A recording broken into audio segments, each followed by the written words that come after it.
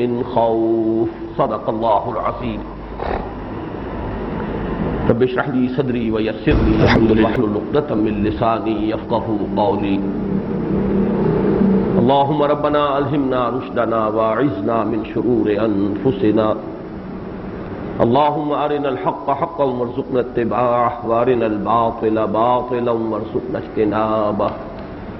اللهم وفقنا لما تحب وترضى اللهم ارحمنا بالقرآن العظيم واجعله لنا إماما ونورا وهدى ورحمة اللهم ذكرنا منه ما نسينا وعلمنا منه ما جهلنا وارزقنا تلاوته آناء الليل وآناء النهار واجعله لنا حجة يا رب العالمين آمين۔ انشاءاللہ العزیز آج ہم سورۃ الفیل اور سورۃ القریش دونوں کا مطالعہ مکمل کریں گے۔ پچھلے درس میں یہ عرض کر چکا ہوں کہ سورۃ الہمزہ پر یہ جو آخری گروپ ہے جس کا کہ ہم نے ایک مجموعی عنوان قائم کیا تھا انذار کا گروپ، اس کا جو اصل عمود ہے، اصل مضمون ہے، یعنی انذار آخرت، وہ اپنے نقطۂ عروج کو پہنچ کر اور نقطۂ اختتام کو بھی پہنچ گیا، کامل بھی ہو گیا، بلند ترین منزل پر بھی پہنچ گیا اور ختم بھی ہو گیا۔ اب جو بقیہ 10 صورتیں ہیں جن میں سے پہلا جوڑا وہ ہے جو آج ہم پڑھ رہے ہیں، ان 10 صورتوں میں صرف ایک جگہ پر ویل کا لفظ آیا ہے، فویل للمصلین الذین هم عن صلاتهم ساہون، اور صرف ایک سورہ مبارکہ میں سورہ لہب میں جہنم کا تذکرہ ہے، سیصلی نارا ذات لہب۔ باقی ان 10 صورتوں میں علیحدہ علیحدہ مضامین ہیں اور اکثر و بیشتر مضامین کا تعلق سیرت نبوی سے ہے صلی اللہ علیہ وسلم۔ عرب کا خاص پس منظر، تاریخی حالات، قریش کو جو خصوصی مقام حاصل ہوا عرب میں، اس کا بھی تاریخی اور ثقافتی پس منظر، یہ ان 2 صورتوں میں سامنے آئے گا۔ پھر نبی اکرم صلی اللہ علیہ وسلم کی فضیلت، آپ کو جو مرتبہ بلند حاصل ہے، انا اعطیناک الکوثر، اس سورہ مبارکہ کا مضمون وہ ہے، آپ کی شخصی عظمت۔ پھر اس کے بعد سب کو معلوم ہے سورۃ النصر، اس کا تعلق بھی حضور کی سیرت سے ہے، آپ کی کامیابی، نصرت آئے گی، فتح حاصل ہوگی۔ سورۃ اللہب کا تعلق بھی حضور کی سیرت سے ہے، چچا کی طرف سے جو مخالفت ہوئی اس پر اللہ تعالیٰ کی طرف سے شدید وعید۔ پھر آخری 2 صورتیں معوذتین، ان کا مضمون اپنی جگہ پر مکمل ہے، تعوذ۔ تو یہ تمام صورتیں جو ہیں جوڑوں کی شکل میں اور اپنی اپنی جگہ پر ایک ایک مضمون کی حامل ہیں۔ پھر میں دہرا رہا ہوں کہ انذار کا مضمون سورہ ہمزہ پر، بلکہ صحیح معنی میں یوں کہنا چاہیے کہ پچھلی جو 6 صورتیں ہیں، سورہ زلزال، سورۃ العادیات، پھر سورۃ القارعہ، پھر سورۃ التکاثر، سورۃ العصر اور سورۃ الہمزہ، یہ 6 صورتیں جنہیں میں نے 3 صورتوں کے 2 چھوٹے سب گروپس کی شکل میں آپ کے سامنے رکھا ہے۔ یہ صورتیں وہ ہے کہ جن پر انذار کا مضمون نقطۂ عروج کو پہنچ کر ختم ہو گیا۔ چنانچہ انہی میں وہ 2 صورتیں بھی ہیں۔ سورہ زلزال کے بارے میں فرمایا گیا وہ نصف قرآن کے برابر ہے، یا ربع قرآن، چوتھائی قرآن کے مساوی ہے۔ اسی طرح سورہ تکاثر کے بارے میں فرمایا گیا کہ 1000 آیات کے مساوی ہے، گویا کہ قرآن حکیم کا 6واں حصہ۔ یہ اسی لیے کہ اصل شے جو ہے فیصلہ کن انسان کے کردار پر جو اثر انداز ہوتی ہے وہ ایمان بالآخرہ ہے۔ آخرت کی باز پرس کا ذرا سا بھی احساس ہوگا تو انسان کے اخلاق پر، سیرت پر، کردار پر، عملی روش پر اس کے اثرات مترتب ہوں گے۔ اگر وہ نہیں ہوگا، وہ ہے اصل گرفت، اگر وہ نہیں ہے تو جیسا کہ میں نے حقیقت ایمان سے متعلق اپنی تقاریر میں بڑی تفصیل سے بیان کیا ہے کہ پھر عقیدہ توحید بھی ایک علمی سا مضمون بن جاتا ہے، علم کلام، جیسے علامہ اقبال نے کہا بہت خوبصورتی سے کہ زندہ قوت تھی زمانے میں یہ توحید کبھی، اور اب کیا ہے فقط ایک مسئلہ ہے علم کلام، فلسفے کا موضوع بن جائے گا۔ ذات و صفات، ان کا آپس میں تعلق ہے، صفات ذات حق، حق سے جدا یا عین ذات، اب الجھاتے رہیے اس گتھی کو۔ سلجھنے والی ہے ہی نہیں کہ کس نقصد و نقشایت بحکمتی معمارا. یہ تمام بحثیں جو ہے علمی ہوں گی، معرفت کے مضامین بن جائیں گے. انسان کے کردار پر اثر انداز ہونے والی اصل شے آخرت کے باس پرس کا احساس ہے، اور یہ احساس جو ہے شدت کے ساتھ ان صورتوں میں بہت نمایاں ہو کر آتا ہے. واقعہ یہ ہے کہ لرزہ طاری کر دینے والی صورتیں ہیں، انسان پر کب کبھی طاری ہوتی. لَتَرَوُنَّ الْجَحِيمَ ثُمَّ لَتَرَوُنَّهَا عَيْنَ الْيَقِينِ ثُمَّ لَتُسْأَلُنَّ يَوْمَئِذٍ عَنِ النَّعِيمِ فَمَنْ يَعْمَلْ مِثْقَالَ ذَرَّةٍ خَيْرًا يَرَهُ وَمَنْ يَعْمَلْ مِثْقَالَ ذَرَّةٍ شَرًّا يَرَهُ أَفَلَا يَعْلَمُ إِذَا بُعْثِرَ مَا فِي الْقُبُورِ وَحُصِّلَ مَا فِي الصُّدُورِ إِنَّ رَبَّهُمْ بِهِمْ يَوْمَئِذٍ لَخَبِيرٌ فَأَمَّا مَنْ ثَقُلَتْ مَوَازِينُهُ فَهُوَ فِي عِيشَةٍ رَاضِيَةٍ وَأَمَّا مَنْ خَفَّتْ مَوَازِينُهُ فَأُمُّهُ هَاوِيَةٌ وَمَا أَدْرَاكَ مَا هِيَ نَارٌ حَامِيَةٌ. ان صورتوں میں خاص طور پر نوٹ کیجئے کہ وہ انداز ہے جو مولانا حالی نے جس کا ذکر کیا ہے کہ وہ بجلی کا کڑکا تھا یا صوت ہادی، عرب کی زمین جس نے ساری ہلا دی. اسی پر تو وہ ہلچل مچی تھی. عما يتساءلون عن النبأ العظیم الذی هم فیہ مختلفون کلا سیعلمون ثم کلا سیعلمون. یہ ہے اصل شے، کردار پر اثر انداز ہونے والی، انسان کے عمل پر اثر انداز ہونے والی. یہ انذار آخرہ سورہ ہمزہ میں وہ اپنی انتہا کو پہنچ گیا. اس اعتبار سے آخرت کا تذکرہ حطمہ، کلا لینبذن فی الحطمہ وما ادراک ما الحطمہ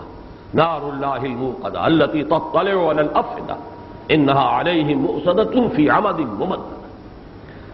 اس اعتبار سے آخرت کا ذکر، جہنم کا ذکر اور اس کی شدت، اس کے اعتبار سے تو یہ 5 صورتیں، سورہ زلزال، سورۃ العادیات، سورۃ القارعہ، سورۃ التکاثر، سورۃ الہمزہ، لیکن ایک سادہ انداز میں والعصر ان الانسان لفی خسر الا الذین آمنوا وعملوا الصالحات وتواصوا بالحق وتواصوا بالصبر. میں یہ عرض کر چکا ہوں کہ انذار معنوی طور پر اپنی انتہا کو پہنچا اس سورہ مبارکہ. وہ لفظی طور پر ہے جہنم کا تذکرہ، آگ کا تذکرہ، اس کی شدت، اس کی تمازت، اس کی سختیاں،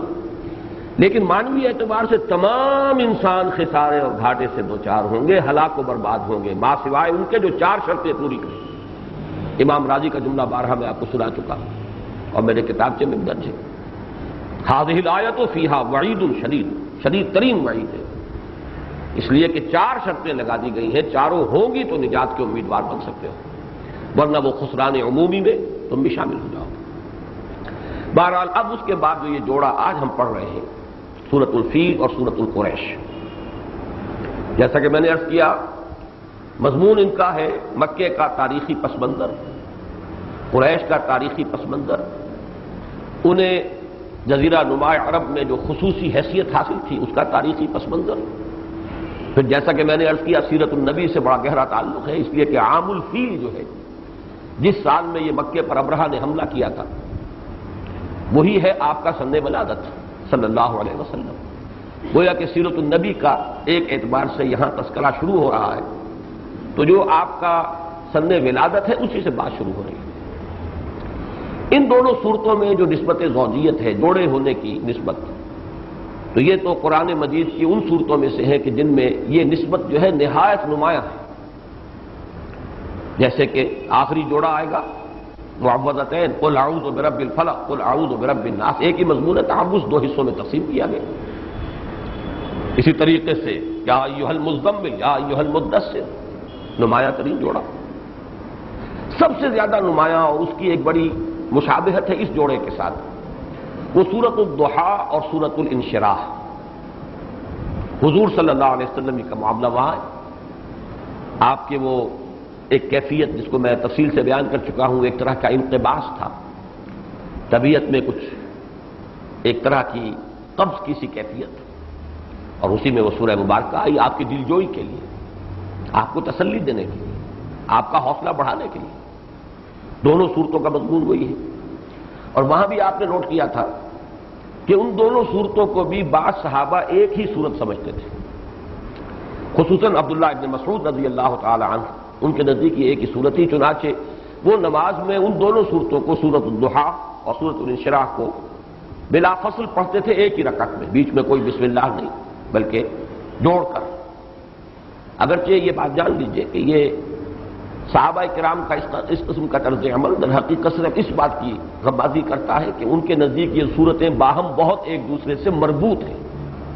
ورنہ یہ کہ اس پر اجماع ہے کہ وہ علیحدہ صورتیں ہیں، دو صورتیں علیحدہ ہیں۔ قرآن حکیم کی جو تعداد سور کا مسئلہ ہے 114 صورتیں، یہ بالکل متفق علیہ، اس میں کوئی اختلاف نہیں۔ آیات کی تعداد میں اختلاف ہے،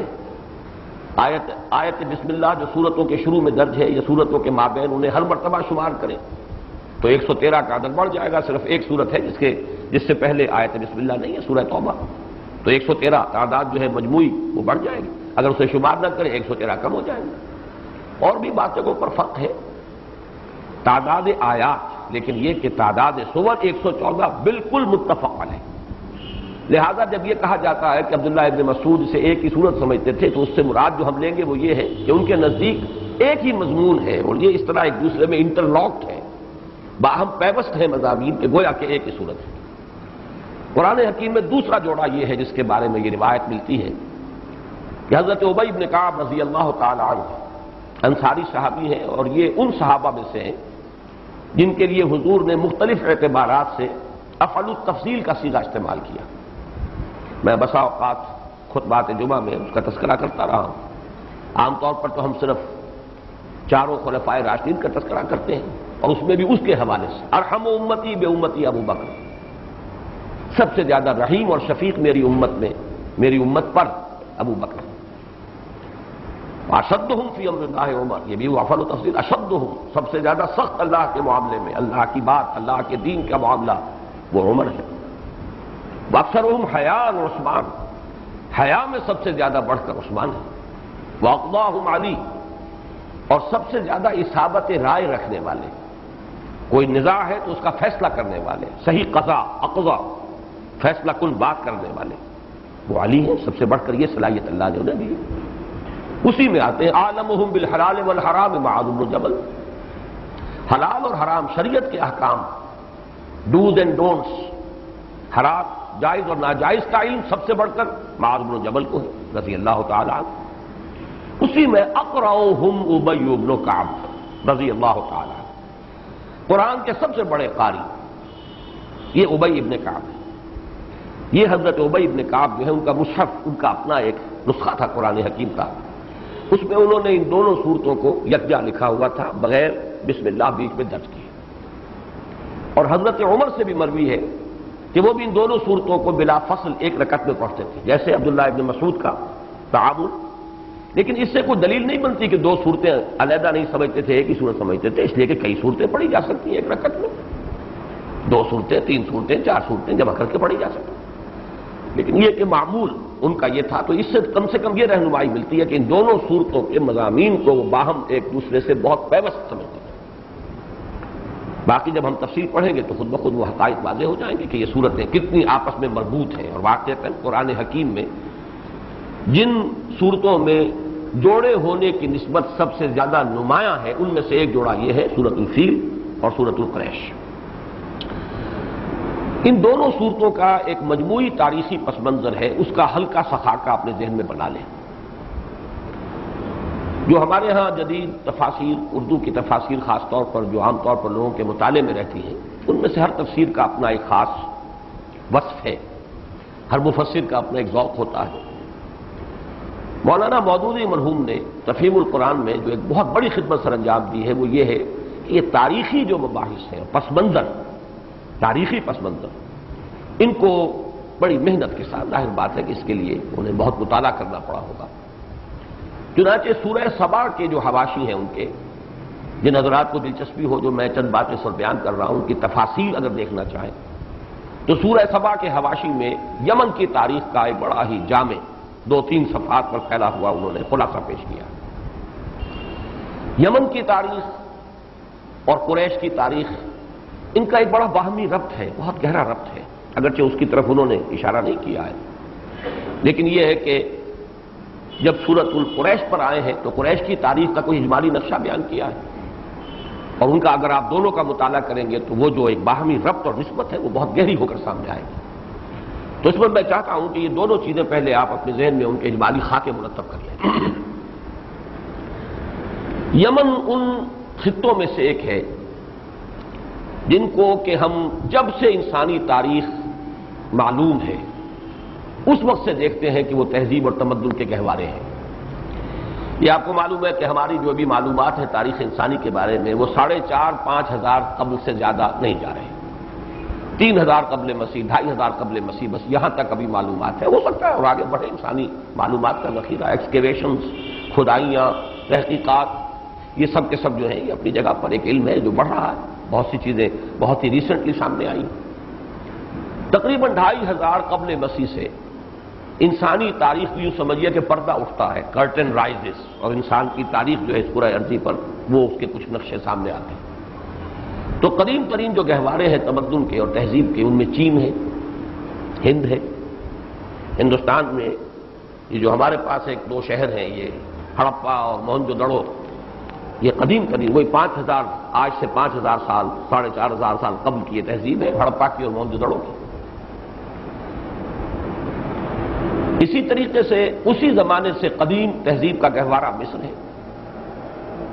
اسی وقت سے تاریخ انسانی جو ہے وہ معلوم ہے، کلدانیہ، کیلڈین امپائر، یہ عراق تھا، عراق اس کا مرکز تھا، اور اسی وقت سے یمن کی تاریخ بھی ہے۔ 2,500 سال قبل مسیح سے اس کا سلسلہ شروع ہو جاتا ہے۔ اس میں جو ان کا بہت عروج کا دور ہے وہ قوم سبا کا دور ہے۔ سبا، اس کا ذکر قرآن مجید میں پوری سورت بھی ہے جس میں ان کا تذکرہ ہے۔ سورۃ النمل میں بھی تذکرہ موجود ہے۔ ملکہ سبا تھی بلقیس جو ایمان لائی تھی، اور حضرت سلیمان علیہ السلام کے ہاتھ پر ایمان لا کر، اور بہرحال اس کے بعد روایات ہیں کہ وہ حرم میں داخل ہوئی حضرت سلیمان کے، واللہ عالم، وہ بھی اسی یمن کے علاقے کی ملکہ ہے۔ اس قوم سبا کو جو عروج حاصل ہوا ہے، اور مغربی جو مورخین انہوں نے بڑی تفاصیل بیان کی ہیں، تو 2 چیزیں ان کے عروج کی بنیاد تھیں، ان کی خوشحالی کی بنیاد۔ ایک زراعت، ایک بہت بڑا بند انہوں نے تعمیر کیا تھا۔ وہی بند جب ٹوٹا ہے سن 450 عیسوی میں یا 451 عیسوی میں، تبھی وہ قوم جو ہے پھر اس کو زوال آیا، وہ ختم ہوا، اور وہ پوری تہذیب و تمدن جو ہے ایک دفعہ بالکل اجڑ کر رہ گئی۔ لیکن یہ کہ وہ بند اور اس سے جو انہوں نے زراعت کا نظام قائم کیا تھا، جنتان عن یمین و شمال، داہنی طرف بائیں طرف ان کی شاہراہ تھی، تجارتی شاہراہ جو یمن سے جاتی تھی شام تک، اور باغات کے سلسلے تھے دونوں طرف۔ تو زراعت بھی بڑی چوٹی پر تھی ان کے۔ اب ظاہر بات ہے بند باندھنا اور بند کا اس سے ذریعے سے اریگیشن کا نظام قائم کرنا، یہ تو کافی انسان کی سمجھ بوجھ کی علامت ہے۔ سد معارب وہی ٹوٹا ہے تو سیل العرم ان کے اوپر آیا ہے، اس کے بعد تباہی آئی ہے۔ دوسرے یہ کہ تجارت کے پاس تھی، وہ تجارت جس کا میں نے ذکر کیا ہے کئی بار، ایسٹ ویسٹ ٹریڈ، مشرق اور مغرب کے مابین جو تجارت ہوتی تھی۔ چونکہ یہ جو اس وقت ہم دنیا کا تصور رکھتے ہیں جس میں امریکہ بھی شامل ہے، آسٹریلیا بھی شامل ہے، اور قطب شمالی اور قطب جنوبی کے بھی بر اعظم ہیں، آرکٹک اور انٹارکٹک، یہ تو بڑا جدید سا تصور ہے، ورنہ دنیا تو در حقیقت 3 بر اعظموں پر مشتمل تھی، ایشیا، یورپ اور افریقہ، اور اس دنیا کی ناف تھی یہ جزیرہ نما عرب، بالکل بیچ میں، جیسے انسانی جسم کے بیچ میں اس کی ناف ہے، اس لیے کہ ادھر افریقہ ہے، ادھر پورا ایشیا ہے، اور ذرا شمال میں ذرا دیکھیے تو پھر وہ یورپ سے، اور یہ جو مڈل ایسٹ جسے ہم کہتے ہیں، عراق اور شام کا علاقہ، اور پھر صحرائے سینا سے گزر کر وہ افریقہ کے ساتھ، اور جس کو آپ ایشیائے کوچک کہتے ہیں، ایشیا مائنر، ترکی سے گزر کر یورپ کے ساتھ۔ تو یہ جو یورپ کی تجارت تھی فار ایسٹ کے ساتھ، ملایا، سماٹرا، ہند چینی، ہندوستان، چین، اس سے جو مال تجارت آتا تھا وہ یمن کے ساحل پر اترتا تھا۔ بحر احمر جو ہے خود بھی نہایت مخدوش تھا، یہ اس میں بڑی چٹانیں ہیں اور بہت مخدوش راستہ ہے، اس میں جو ہے یعنی جہاز رانی آسان کام نہیں تھی۔ پھر یہ کہ آگے جا کر پھر یہ سلسلہ منقطع ہو جاتا تھا، پھر وہ صحرائے سینا ہے۔ اس لیے جو آسان شکل بن گئی تھی وہ یہ کہ ہند چینی اور وہ اور مشرق کے علاقوں سے سامان تجارت آ کر یمن کی بندرگاہوں پر اترتا تھا، ساحل پر، ادھر سے یورپ سے سامان آ کر شام کے ساحل پر، میڈیٹرینین کا ساحل، شام جو ہے اصل میں آج تو یہ ملک تقسیم ہو گیا ہے، شام علیحدہ ہے اور اسرائیل علیحدہ ہے، لبنان علیحدہ ہے، لیکن حقیقت میں جارڈن علیحدہ، یہ چاروں ملک در حقیقت ایک ہی ملک کے حصے ہیں۔ یہ حصے تو ہوئے ہیں اس صدی کے شروع میں، جنگ عظیم اول کے بعد، ورنہ یہ ایک ہی ملک تھا شام۔ جزیرہ نما عرب نیچے سے آتا ہے، جنوب میں اس کا سب بیس سمجھیے ٹرائنگل بنتی ہے وہ ایک، اور اس کا بیس جو ہے ٹرائنگل کا قاعدہ جو ہے وہ جنوب میں ہے، اور دونوں طرف سے پھر یہ خاص طور پہ مشرق سے خلیج فارس آتی ہے، یہ بالکل ترچھی ہے، یہ شمال مغرب کی طرف اس کا رخ ہے، جنوب مشرق سے شمال مغرب کی طرف، ادھر سے یہ بحر احمر آ رہا ہے، اوپر جا کر یہ دونوں مل جاتے ہیں اور ملتے ہیں وہاں جس کو آج آپ جانتے ہیں کردستان کے نام سے۔ یہ ہے عرب، یہ پوری ٹرائنگل عرب ہے۔ اس کے 3 حصے ہوتے تھے، الجزیرہ یعنی جزیرہ نما عرب تو یہ ہے جسے آج آپ کہتے ہیں عرب، سعودی عرب ہے، پھر ایمریٹس ہے، یمن ہے، یہ سب کیا تھا؟ یہ الجزیرہ، جزیرہ نما، اس لیے کہ نیچے بھی سمندر، داہنی طرف بھی سمندر، بائیں طرف بھی سمندر، تو ایک جزیرہ نما ہے، 3 طرف سے جو سمندر سے گھرا ہوا وہ جزیرہ نما ہے۔ اور اوپر جو تھا اس کو عراق عرب اور شام عرب، یہ عرب ہی کے 3 حصے تھے، عراق عرب، شام عرب اور الجزیرہ، جزیرہ نما عرب۔ تو یہ جان لیجئے کہ یہ جو ہے ناف زمین کی جسے میں نے کہا ہے، تو تجارت جو تھی مشرق و مغرب کی وہ اس کے لیے لینڈ روٹ وہ بھی تھا، بحری تجارت بھی ہوتی تھی، لیکن جیسا کہ میں نے عرض کیا وہ مخدوش تھی، اور اس میں ادھر حبشہ ہے ریڈ سی کے بائیں طرف، تو حبشہ کے ساحل پر بھی بندرگاہ ہیں، اور ادھر سے یہ بندرگاہ ہے جو جدہ کی بندرگاہ، یمبو کی بندرگاہ، یہ تمام جو ہے یہ ادھر ہے۔ یہ جو ایسٹ ویسٹ ٹریڈ ہے یہ بہت طویل عرصے تک قوم سبا کے پاس رہی، زراعت بھی، تجارت بھی، تجارت ان کی بحری تجارت بھی تھی اور بری تجارت بھی تھی طویل عرصے تک، اس وقت تک ابھی قریش کا کوئی نام و نشان بھی نہیں تھا۔ بنی اسماعیل کے مختلف خاندان، مختلف قبیلے منتشر آباد تھے مختلف جگہوں پر، سب کے سب ابھی حرم میں اور مکے میں آ کر آباد بھی نہیں ہوئے تھے، کچھ خاندان ان کے یہاں تھے، باقی سب منتشر تھے حجاز کے مختلف علاقوں کے اندر۔ لیکن اب ایک نوٹ کر لیجئے، ایک سن 450 یا 451 میں وہ بند ٹوٹا، عذاب آیا، ساری اریگیشن ان کی برباد ہو گئی، بستیاں جو ہیں بند کے پانی میں بہہ گئی۔ تو یہاں سے پھر عرب نکلے ہیں اور مختلف شہروں میں جا کر آباد ہوئے ہیں۔ یہ حضور صلی اللہ علیہ وسلم کی ولادت سے کتنا عرصہ پہلے ہوا؟ 571 میں آپ کی ولادت ہے اور 450 یا 51 میں یہ ہو رہا ہے، 130 برس قبل آپ کی ولادت سے یہ حادثہ پیش آیا، اور یہ قبائل جو تھے یمن کے یہ منتشر ہوئے، چنانچہ یہ اوس اور خزرج کے قبیلے بھی یمن سے آ کر آباد ہوئے مدینے میں۔ اسی طریقے سے یہ شمال اور عراق کے بہت سے قبائل جو یہ بھی یمن سے نکلے ہوئے تھے اس تباہی اور بربادی کے بعد، جو جا کر وہاں آباد ہوئے۔ لیکن اسی زمانے میں اب ادھر آ جائیے، حضرت ابراہیم نے اپنی ایک نسل کی ایک شاخ کو جو آباد کیا تھا بیت اللہ کے پاس، ربنا انی اسکنت من ذریتی بواد غیر ذی زرع عند بیتک المحرم ربنا لیقیموا الصلاۃ۔ تو ان میں سے جو قبائل تھے بنی اسماعیل کے، حضرت اسماعیل علیہ الصلوۃ والسلام کی یہ اولاد ہے، ان کی نسل سے ہیں، یہ حجاز کے مختلف علاقوں میں یہ منتشر تھے۔ لیکن اس وقت پھر ایک شخصیت ظہور میں آتی ہے جس کا سن پیدائش ہے سن 400 عیسوی، قصی ابن کلاب۔ یہ گویا کہ حضور صلی اللہ علیہ وسلم کی 6ٹھی پشت میں آئیں گے۔ قصی 400 عیسوی میں پیدا ہو رہے ہیں، تو تقریباً 450 کے آس پاس ہی ان کا وہ زمانہ ہے کہ جس کو کہا جاتا ہے کہ سرداری اور ان کی عظمت کا زمانہ ہے۔ انہوں نے یہ کیا کہ یہ بنو اسماعیل جو منتشر تھے ان سب کو دعوت دی کہ آؤ مکے میں آباد ہو جاؤ، حرم میں آ کر اسی کے مجاور بن جاؤ۔ یہ مجاور کا لفظ ہمارے ہاں برے سینس میں استعمال ہوتا ہے، وہ مزاروں کے مجاور ہوتے ہیں، تو مجاور اصل میں کہتے ہیں کہ کوئی پڑوسی، مجاورت، جار کہتے ہیں پڑوسی کو، مجاور جو کسی کا پڑوسی ہو، تو گویا کہ حرم کے پڑوسی بن جاؤ، حرم کے پاس آ کر آباد ہو جاؤ۔ تو اس نے جمع کیا ہے قصی ابن کلاب، اور جیسا کہ میں عرض کر رہا ہوں تقریباً وہی زمانہ، وہی 5ویں صدی عیسوی کا وسط۔ یہ قبائل جمع ہوئے، اسی لیے قصی کو کہا جاتا المجمع، جمع کرنے والا۔ مختلف گھرانے جو تھے اس خاندان کے بنی اسماعیل کے، اس کی دعوت پر یہاں پر آ کر جمع ہو گئے۔ اس کے 3 بیٹے تھے، ان میں سے عبد مناف جو ہے وہ زیادہ سربراہ بردہ اور بہت زیادہ معتبر ہوا، اگرچہ تقسیم ہوئے تھے جب اس نے ایک ریاست سے قائم کر لی مکے میں، اور حرم اس کا مرکز ہے، تو مختلف جو اس کے اہم مناصب تھے وہ 3 بیٹوں میں تقسیم ہوئے۔ ان میں سے عبد مناف کے بیٹے ہیں ہاشم، 4 بیٹے، ہاشم، مطلب، عبد شمس اور نوفل۔ اب چونکہ ہاشم کا سن پیدائش ہے 464، گویا کہ قوم سبا تباہ ہو چکی 451 میں، بند ٹوٹ چکا، اس کی مرکزیت ختم ہوئی، شیرازہ منتشر ہوا، لہذا وہ اب خلا پیدا ہوا، ایسٹ ویسٹ ٹریڈ کے ضمن میں بھی یہ خلا پیدا ہوا۔ اس وقت یہ سمجھ آئی ہاشم کو کہ ہمیں یہ چاہیے کہ یہ جو خلا پیدا ہوا اسے ہم پر کریں اور تجارت اپنے ہاتھ میں۔ بہت ذہین انسان تھے، انہوں نے اپنے تینوں بھائیوں کو بھی جمع کیا، ایک بڑی مضبوط جمعیت قائم کی، انہوں نے سفر کیے آس پاس کے ممالک کے اور مختلف ممالک سے معاہدے کر کے وہاں سے تجارتی مراعات حاصل کی۔ چنانچہ ہاشم خود گئے شام اور جو غسانی بادشاہ وہاں کا تھا اس سے انہوں نے معاہدہ کیا، مراعات حاصل کر لی۔ جیسے آپ کو یاد ہوگا انگریز جب یہاں آئے تھے تو ایسٹ انڈیا کمپنی نے مغل شہنشاہوں سے سب سے پہلے تجارتی مراعات حاصل کی تھی، ہمیں اجازت ہونی چاہیے ہم تجارتی کوٹھیاں بنا لیں، خاص طور پر شاہجہاں سے۔ شاہجہاں جو ہے چونکہ بواسیر کا مریض تھا اور بہت شدید تکلیف تھی اور کوئی دیسی اطباء اور جراح جو تھے ان سے فائدہ نہیں ہو رہا تھا، ایک انگریز ڈاکٹر نے آ کے آپریشن کیا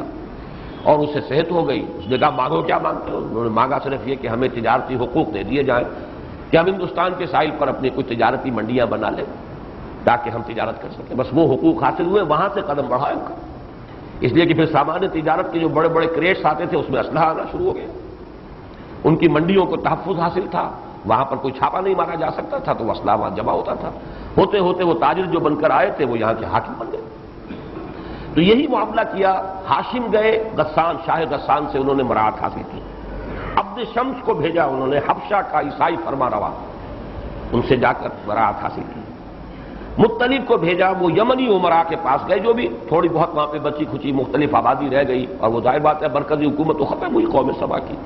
لیکن عمراء طوائف الملوکی کا دور جیسے ہوتا ہے، ہر بڑی سلطنت کے خاتمے کے بعد طوائف الملوکی آتی ہے، تو یمنی عمراء سے انہوں نے اسی طرح کا معاملہ کیا۔ نوفل نے عراق اور فارس کے جو بھی حکومتیں تھیں ان سے مراسم استوار کیے۔ اس طریقے سے اس پورے علاقے سے انہوں نے اپنا ایک حلیف ہونے کا سلسلہ سیاسی اعتبار سے اور یہ کہ تجارتی مراعات حاصل کرنی، اسی لیے ان چاروں بھائیوں کو اصحاب الایلاف بھی کہا جاتا ہے۔ یہ لفظ نوٹ کیجیے گا، اگلی صورت میں آئے گا، لے ایلاف قریش، اصحاب الایلاف۔ انہوں نے ان سب سے جو ایک معانست قائم کر لی اور اپنے مراسم قائم کر لیے اور ان سے مراعات حاصل کر لی تو اصحاب الایلاف ان کا نام پڑ گیا۔ اور المتجرین بھی ان کا ایک لقب ہے، تجارت کرنے والے، تاجر لوگ، یہ چاروں بھائی۔ ہاشم کے بیٹے ہیں عبد المطلب، 497 عیسوی ان کا جو حضور کے دادا ہیں یہ سن ولادت ہے، ان کے بیٹے عبداللہ 545 سن ولادت ہے، اور پھر محمد الرسول اللہ صلی اللہ علیہ وسلم 571 عیسوی اور 20 اپریل ہے جہاں تک لوگوں نے تحقیق کی ہے اور زیادہ سے زیادہ رائے قائم ہوئی۔ تو یہ ادھر سے یعنی دو چیزیں بیک وقت مل گئی، وہ تجارت جو سبا کے پاس تھی، خلا پیدا ہوا سبا کی بربادی سے، اور اس وقت جو ہے قصی ابھر کر آئے مکے کے اندر، ایک نئی تہذیب، ایک نیا نظام، ایک نیا انتظام اور انسلام انہوں نے قائم کیا اور جمع کر لیا بنی اسماعیل کے بہت سے قبیلوں کو وہاں پر اور ایک نظام قائم کیا اور تجارتی مراعات حاصل کر لی، اور یہ تجارت اب ان کے قبضے میں آ گئی۔ اس کے ساتھ یہ بھی نوٹ کر لیجئے کہ سلطنت روما جو عیسائی سلطنت تھی، سن 300 کے لگ بھگ عیسوی رومن امپائر نے عیسائی مذہب اختیار کر لیا تھا، اور رومن امپائر جو ہے اس وقت بہت بڑا حصہ یورپ کا اس کے تابع تھا، پورا یہ مغربی ایشیا کہہ لیجئے کہ پورا ترکی، شام، یہ بھی ان کے زیر اثر، مصر، مقوقس شاہ مصر وہ بھی عیسائی تھا جس کے پاس حضور صلی اللہ علیہ وسلم کا نامہ مبارک گیا۔ پھر اس سے نیچے اتریے، یہ سوڈان اور حبشہ، اس میں نجاشی، یہ بھی عیسائی۔ تو یمن جو ہے چونکہ جغرافیائی اعتبار سے ویسے تو یہ کہ عرب کا حصہ ہے، ایشیا کا خطہ ہے، لیکن یہ کہ یمن بالکل منقطع ہے بقیہ تمام عرب سے، اس کے مشرق میں بھی بہت بڑا صحرا اور یہ شمال کی طرف بھی جو ہے بہت ہی دشوار گزار راستہ تھا، پہاڑی حجاز کا۔ اس کے برعکس ادھر سے افریقہ کا جو ایک نکلتا ہے ہارن سا، وہ بہت قریب آ جاتا ہے یمن کے۔ تو یمن کی تاریخ افریقہ اور حبشہ کی تاریخ کے ساتھ بہت زیادہ جڑی ہوئی ہے، ان کے مراسم بہت تھے، تجارتی مراسم تھے۔ بحر احمد جو ہے میں نے عرض کیا، ریڈ سی کے دونوں طرف دونوں ساحل، شرقی بھی غربی، ان پر ان کی تجارتی منڈیاں قائم تھیں بندرگاہوں پر، اور یہ پورا علاقہ ہے جو عیسائی مذہب کا حامل تھا۔ تو اس وہی حبشہ کا ایک شہنشاہ نجاشی، اس میں ایک زمانہ آیا ہے تھوڑا سا کہ جس میں ایک یہودی دور بھی آیا ہے، یہاں پر حکومت قائم ہوئی ہے یمن میں۔ لو نواس وہ بادشاہ تھا جس نے کہ پھر عیسائیوں پر، نجران کے عیسائیوں پر بڑا ظلم و ستم کیا ہے، اور انہیں جو اصحاب الاخدود کا واقعہ ہم پڑھ چکے ہیں سورۃ البروج میں، وہ ذو نواس کا دور ہے۔ لیکن اس کے بعد پھر حبشہ کی طرف سے حملہ ہوا یمن پر، پھر عیسائی حکومت قائم ہو گئی۔ وہاں ایک شخص ابھر آیا، ابرہہ الاشرم۔ یہ پہلے سپہ سالار تھا، لیکن اس کے بعد اس نے جو بھی اس وقت گورنر تھا حبشہ کی طرف سے یمن کا، اسے قتل کیا، خود اختیارات ہاتھ میں لے لیے۔ حبشہ کے بادشاہ صرف کو بھی راضی کر لیا کہ آپ گھبرائیں نہیں، میں آپ سے بغاوت نہیں کر رہا، جیسے وہ آپ کا تابع تھا، فرما بردار تھا، ایسے ہی میں رہوں گا۔ اور کچھ مجبوری تھی نجاشی کی بھی کہ اس نے اس کو تسلیم کر لیا۔ اس نے پھر اصل میں اب تاریخ دان تو ادھر نہیں گئے ہیں، صرف ایک واقعہ بیان کر رہے ہیں کہ اس نے ایک بہت بڑا کلیسا بنایا، کلیسا القلیس کے نام سے، اور وہ بہت ہی شاندار عمارت، اور اس کی ڈیکوریشن اور بڑی قیمتی لکڑیاں اور ہاتھی دانت کا استعمال بہت ہی عمدہ۔ وہ یہ چاہتا تھا کہ عرب میں مرکزیت حاصل ہو جائے اس القلیس کو، اور کعبے کی جو مرکزیت ہے وہ ختم ہو جائے۔ اس کو عام طور پر سمجھا گیا ہے کہ یہ صرف کوئی مذہبی مسئلہ تھا، حقیقت میں یہ صرف مذہبی مسئلہ نہیں تھا۔ میرے نزدیک یہ وہی تجارت جو ہے قریش کے ہاتھ سے لے کر دوبارہ یمن چاہتا تھا کہ اس تجارت پر اپنا قبضہ کرے، اس لیے کہ یہ جو پورا راستہ تھا جو حجاز میں سے ہو کر گزرتا تھا، تجارتی شاہراہ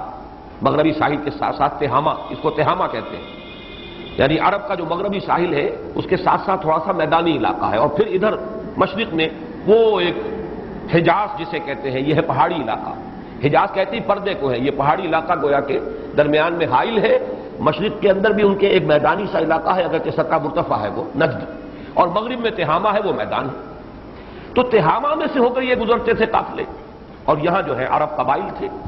ان کا پیشائی رہزنی تھا لوٹ مار۔ صرف قریش کے قبائل جو ہیں ان کے قافلے وہ محفوظ تھے،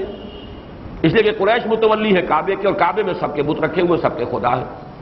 جس کو میں کہتا رہا ہوں یہ تعبیر ہے گویا کہ سب کے خدا ہاسٹیجز تھے قریش کے پاس، فلاں قبیلے کا بت بھی وہاں رکھا ہے، اور متولی تو ہے قریش، اگر قریش ناراض ہو جائے تو بت کو وہاں سے اٹھا کر پھینک دیں گے، ٹکڑے ٹکڑے کر دیں گے۔ اس وجہ سے انہیں پروٹیکشن حاصل ہو گئی، ان کے قافلوں پر کوئی حملہ نہیں کرتا تھا، اور کسی اور کا قافلہ گزر نہیں سکتا تھا۔ یہ تھی مونوپلی کے جو قصی کے بعد سے قریش کے ہاتھ میں آ گئی ہے اس تجارت کی۔ تو گویا کہ ابرہہ نے دوبارہ چاہا کہ یمن کے ہاتھ میں وہ تجارت آئے، جیسے کہ پرانی تاریخ ہے، بڑی طویل تاریخ، یہ قریش جو قابض ہو گئے اس پر، اس سے ہم واپس لیں، ریکلیم کریں اپنا وہ مقام تجارتی اور مالی اعتبار سے۔ اور یہ نہیں ہو سکتا تھا جب تک کہ کعبے کی جو مرکزیت ہے وہ ختم نہ ہو۔ تو اس نے اس کے لیے کوشش کی، ایک طرف یہ کہ عیسائی کلیسا بہت بڑا بنایا، بہت شاندار بنایا، اور لوگوں کو دعوت دی کہ یہاں آیا کرو، یہاں حج کیا کرو۔ عربوں کو جو تعلق تھا خانہ کعبہ کے ساتھ، چاہے وہ بت پرست ہو گئے تھے اور بت لا کے ٹکا دیے تھے، لیکن یہ کہ ان کا عقیدہ تھا کہ اللہ کا گھر ہے، یہ مرکزیت ان کی قائم تھی۔ کہتے یہ ہیں کہ کچھ لوگوں نے جو حجاز سے وہاں گئے تھے، کسی نے اس کے کلیسا میں کہیں گھس کر اس کے اندر قضاء حاجت کی اور اسے گندا کر دیا، اس پر شدید تیش آیا ابرہہ۔ یہ بھی کہتے ہیں کہ انہوں نے آگ لگا دی تھی اس کو، اس پر تیش آیا، اور اس نے قسم کھا لی کہ میں اب کعبے کا یہ میں انتقام لوں گا، کعبے کے ماننے والوں نے میرے اس القلیس کے ساتھ جو سلوک کیا ہے، اب اس کا بدلہ میں لوں گا کہ میں کعبے کو منہدم کروں۔ جیسا کہ میں نے عرض کیا، یہ واقعات تو ہیں کہ جو تاریخ میں موجود ہیں، لیکن میرے نزدیک واللہ عالم اصل شے جو ہے وہ کعبے کے انہدام سے اس کا مقصد یہ تھا کہ قریش کو جو مقام حاصل ہے، جو آ رہا ہے، فَلْيَعْبُدُوا رَبَّ هَٰذَا الْبَيْتِ الَّذِي أَطْعَمَهُم مِّن جُوعٍ وَآمَنَهُم مِّن خَوْفٍ، تو وہ بیت ہی ختم کر دیا جائے، وہ مرکزیت ختم ہو جائے، تاکہ قریش کو جو مراعات حاصل ہے، جو تحفظ حاصل ہے عرب کے اندر، وہ ختم ہو جائے، اور پھر ہم وہ تجارت جو ہے دوبارہ اس پر قبضہ کریں۔ یہ اس کا ذکر آئے گا ابھی جو میں بعد میں بیان کروں گا۔ بہرحال اس کے لیے اس نے 60,000 کا لشکر کہتے ہیں تیار کیا، اس لیے کہ حبشہ سے بھی اجازت لی، وہاں سے بھی کمک آئی، فوج 60,000 جس کے ساتھ ہاتھی بھی تھے، ایک بہت بڑا ہاتھی تھا، محمود اس کا نام تھا، اور بعض کے نزدیک 8 اور تھے یعنی کل 9، اور بعض روایات کے مطابق 12 ہاتھی اور تھے یعنی کل 13 محمود سمیت۔ یہ لشکر لے کر چلا ہے، اور منہدم کرنا کعبے کا یہ اس کا مقصد تھا۔ راستے میں جو قبائل عرب کے آئے، دو قبیلوں نے کچھ کوشش کی راستہ روکنے کی، لیکن ظاہر بات ہے کہاں 60,000 کا لشکر جرار، پھر اس کے ساتھ ہاتھی، تو انہوں نے ہزیمت کھائی، شکست کھائی۔ طائف والوں نے کچھ ڈپلومیسی کا اختیار کیا، اس لیے کہ یہ راستہ جو ہے آگے تو تہامہ بن جاتا ہے میدانی علاقہ، لیکن نیچے جو ہے یمن سے لے کر اور مکہ مکرمہ تک یہ راستہ بہت دشوار گزار ہے۔ اب تو ایک سڑک بن گئی ہے جو ساحل کے ساتھ ساتھ بھی جاتی ہے، لیکن یہ کہ پہلے وہ راستہ ساحلی موجود نہیں تھا یمن سے لے کر مکے تک، لہذا وہ تجارتی شاہراہ طائف سے ہو کر گزرتی تھی اور طائف سے مکے سے ہو کر پھر وہ تہامہ میں داخل ہوتی تھی۔ یہاں جب طائف تک وہ پہنچا ہے تو ثقیف جو قبیلہ تھا اس نے اس کے ساتھ جو ہے مصالحت کر لی، اور وہ در حقیقت لات کے پجاری تھے اور ان کا مندر وہی طائف میں تھا، ان کا بڑا معبود جو ہے ان کے اپنی تحویل میں تھا، اپنے پاس تھا، وہ قریش کے پاس ہاسٹیج نہیں تھا۔ اس نے کہا کہ جی ٹھیک ہے، آپ تو جا کے کعبے کو ڈھانا چاہتے ہیں، ہمارے مندر سے تو آپ کو کوئی معاملہ نہیں ہے، لہذا ہم آپ کے ساتھ صلح کرتے ہیں۔ اور ابو رغال نامی ایک شخص ان کے ساتھ کر دیا کہ یہ راستہ آپ کو بتائے گا، راستہ جو ہے مکے تک کا آسان نہیں، اس منزل تک وہ گیا، اس کے بعد اس کی موت واقع ہو گئی ابو رغال کی، اور اس کی قبر بنی ہے اسی کہیں راستے میں، اور اس پر عرب جو ہے سنگساری کرتے تھے، سنگباری کرتے تھے اس قبر پر کہ یہ ہے وہ شخص غدار جس نے کہ ابرہہ کے لشکر کو راستہ دکھایا ہے طائف سے مکے تک پہنچنے کے لیے۔ بہرحال یہ ہے عام الفیل، یہ واقعہ ہو رہا ہے 571 عیسوی میں، یہی عام الفیل ہے، محرم کے مہینے میں وہ پہنچ گیا ہے مکے کے قریب۔ عرفات کا راستہ جو ہے طائف سے آتا ہے، آج کل تو دو راستے ہیں، ایک طریق الجبل ہے، وہ تو ظاہر بات ہے اس وقت موجود نہیں تھا، بس دشوار گزار صرف پیدل راستہ تو تھا، جیسے پہاڑوں میں ہوتا ہے پگڈنڈیاں بنی ہوئی اس پر کوئی چڑھ جائے۔ حضور نے وہی طریق الجبل اختیار کیا تھا سن 1090 میں جب آپ طائف گئے ہیں مکے سے مایوس ہو کر، اس لیے کہ عام شاہراہ جو تھی جس کو اب طریق سیل کہتے ہیں، یہ ہے عام بڑی شاہراہ جو آتی ہے، اور یہ بڑی ہی ہموار سا راستہ ہے، وادی ہے جو چلی آتی ہے، اور طریق سیل اس لیے کہتے ہیں کہ بارش جب پہاڑوں پر ہوتی ہے تو اسی وادی میں سے ہو کر پانی آتا ہے اور مکہ مکرمہ تک آتا ہے، وہ معلا جو ہے اس سے داخل ہو کر جنت المعلا جہاں ہے قبرستان، اور پھر مسفلا کی طرف سے ہو کر نکلتا ہے اور وہ ریڈ سی کی طرف پانی نکل جاتا ہے، یہ اس کا سیل کا راستہ ہے۔ تو طریق السیل جو ہے اس پر مکے سے نکلے تو منا آیا، منا سے آگے ذرا وادی محصر ہے، پھر مزدلفہ ہے، پھر عرفات ہے، تو یہ عرفات سے بھی آگے تک آ گیا اپنا لشکر لے کر۔ وہ جو واقعہ ہے وہ سورۃ الفیل میں بیان ہو رہا ہے۔ اب یہ تاریخی پس منظر سارا آپ نے نوٹ کر لیا، باقی اب یہ الفاظ کے حوالے سے باقی باتوں پر اور جو اس میں ایک اختلاف ہے وہ میں چاہوں گا کہ آپ حضرات کے سامنے تفصیل سے بیان کر دوں۔ الم تر کیف فعل ربک باصحاب الفیل، کیا تم نے دیکھا نہیں؟ یہ علم ترا جو ہے یہ ویسے تو واحد کا صیغہ ہے، اسی لیے اکثر لوگوں نے سمجھا کہ یہاں مخاطب نبی اکرم صلی اللہ علیہ وسلم ہے، لیکن یہ کہ عام طور پر اس قسم کے سوالات واحد کے صیغے سے ہوتے ہیں، ضروری نہیں ہوتا کہ کوئی ایک ہی شخص مراد ہو۔ ارایت الذی یکذب بالدین وہ بھی آگے آ جائے گا۔ یہ انداز جو ہوتے ہیں ان میں بظاہر واحد، لیکن یہ بھی ہو سکتا ہے کہ کوئی ایک شخص سے معین ہی مخاطب ہو، اور یہ بھی عین ممکن ہے کہ وہ پوری قوم کو یا کسی گروہ کو خطاب کیا جا رہا ہو۔ ہمارے ہاں لفظ تم جو ہے چونکہ وہ واحد کے لیے بھی استعمال ہو جاتا ہے، جمع کے لیے بھی، کیا تم نے دیکھا نہیں؟ الم ترا کیف فعل ربک باصحاب الفیل، کیسے کیا، کیا سلوک کیا تیرے رب نے ہاتھی والوں کے ساتھ، اصحاب الفیل 60,000 کا لشکر ابرہہ تھا اور اس کے ساتھ وہ ہاتھی بھی موجود تھے۔ الم یجعل کیدہم فی تضلیل، کیا اس نے ان کی چال کو، ان کی تدبیر کو، ان کی کوشش کو، قید کا لفظ اگرچہ عام طور پر استعمال ہوتا ہے مخفی تدبیر، لیکن یہ کہ کسی بھی تدبیر کے لیے بھی عام طور پر بغیر کسی مخفی یا علانیہ کی تفریق کے ساتھ یہ قید کسی بھی تدبیر کے لیے بھی استعمال ہو سکتا ہے۔ ان کی تدبیر، ان کی کوشش، ان کی چال کو کیا اس نے نہیں کر دیا ناکام، غیر مؤثر، تضلیل، واللہ بھٹک جانا،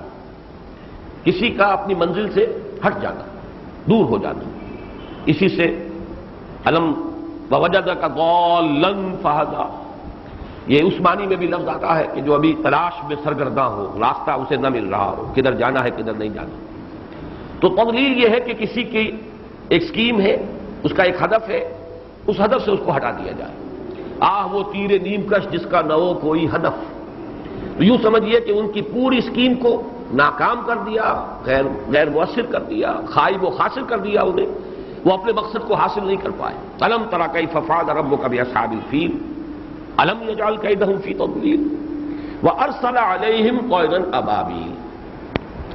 اور بھیجے ان پر پرندے جھنڈ کے جھنڈ. طَيْرًا جمع کے لیے ہے،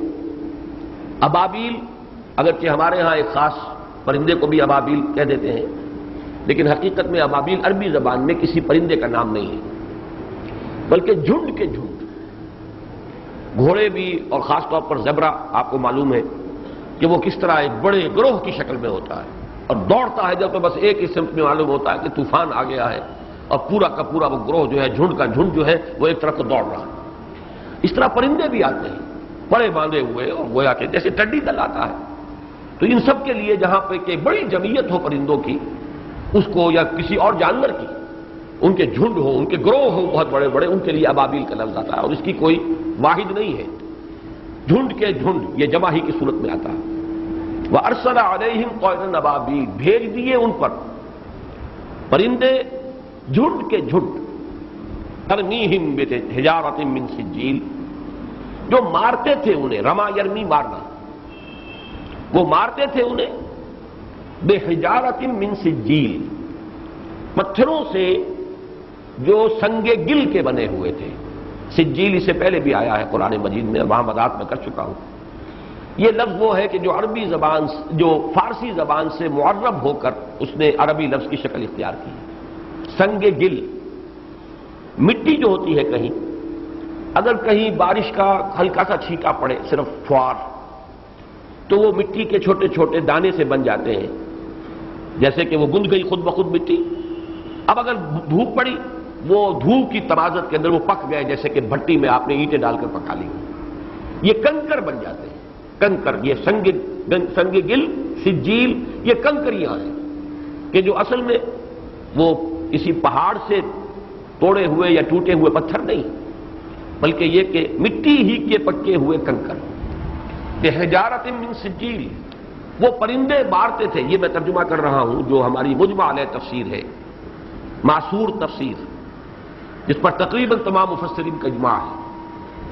کہ وہ پرندے آئے بحر احمر کی طرف سے، جھنڈ کے جھنڈ، اور ہر پرندے کی چونچ میں بھی ایک کنکری تھی، اور پنجوں کے اندر بھی ایک ایک کنکری. اور یہ کنکری جو ہے وہ انہوں نے ماری ہے اس لشکر کو. اب یہ بات سمجھ میں آتی ہے کہ بلندی سے جب کنکری آئے گی تو وہ تو بلٹ کا کام دے گی،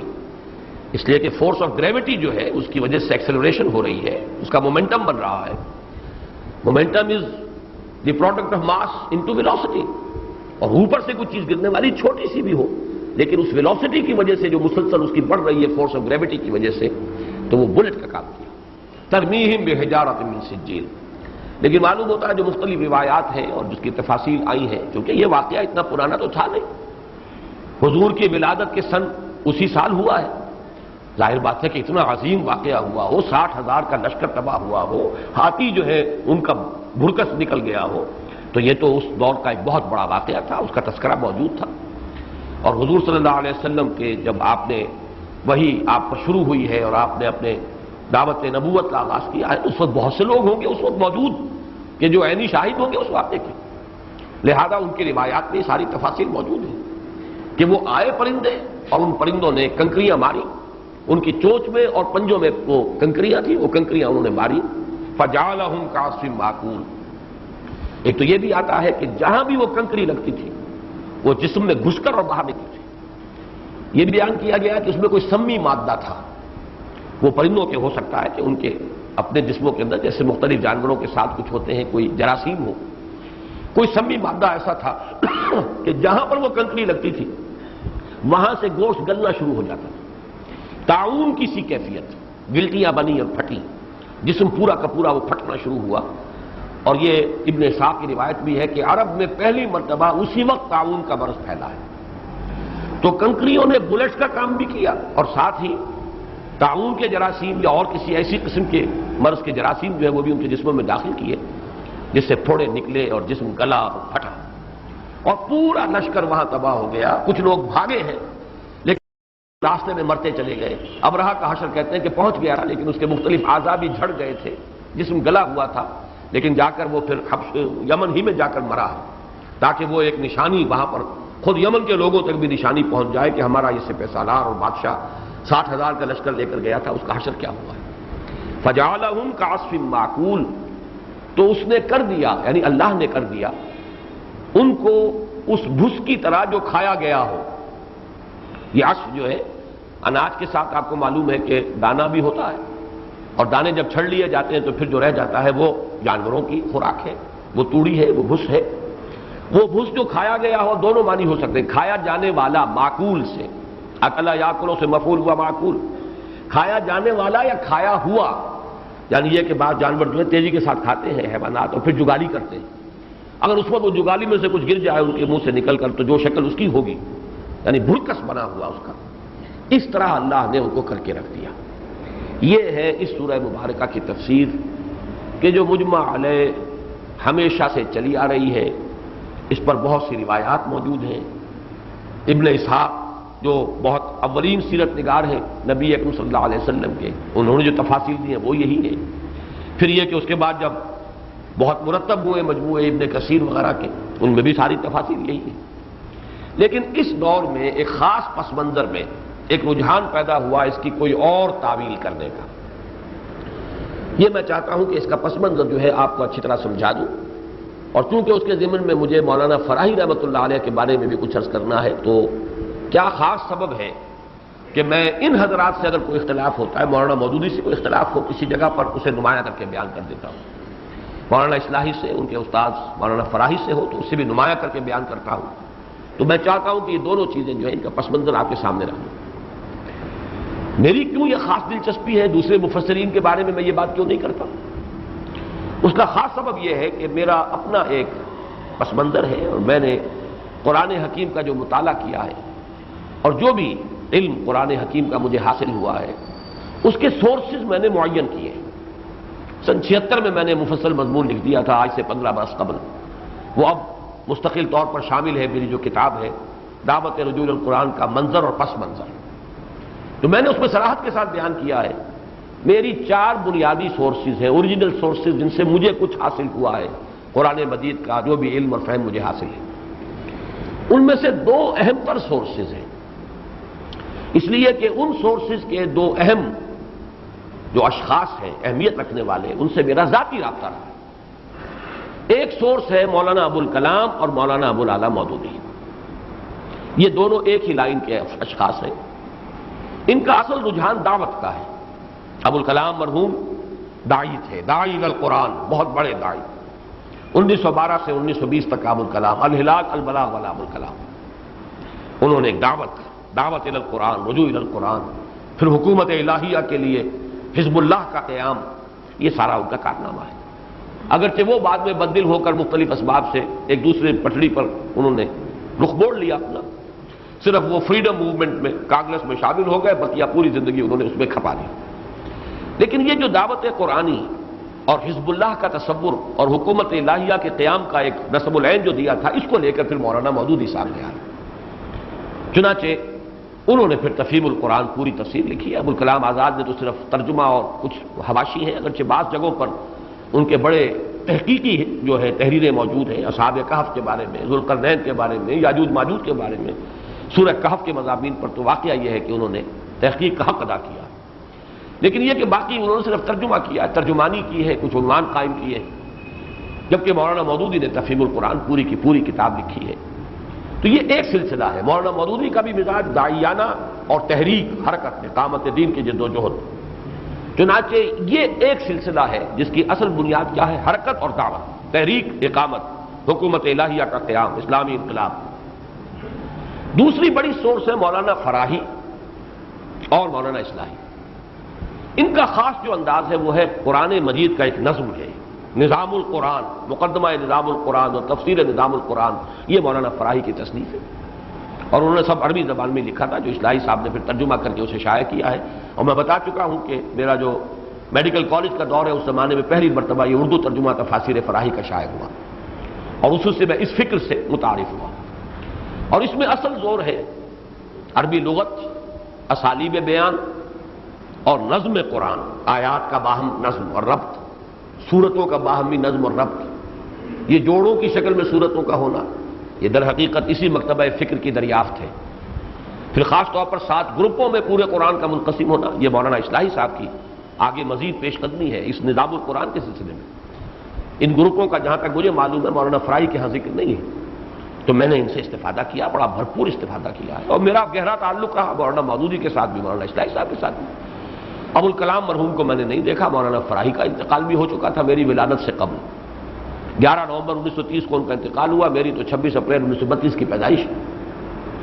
ابوالکلام آزاد مرحوم جو ہے 1958 میں ان کا انتقال ہوا ہے، لیکن یہ کہ بہرحال وہ ہندوستان اور پاکستان کی تقسیم سن 47 میں جو ہو گئی تھی تو کوئی امکان نہیں تھا، ان کو بھی میں نے دیکھا نہیں،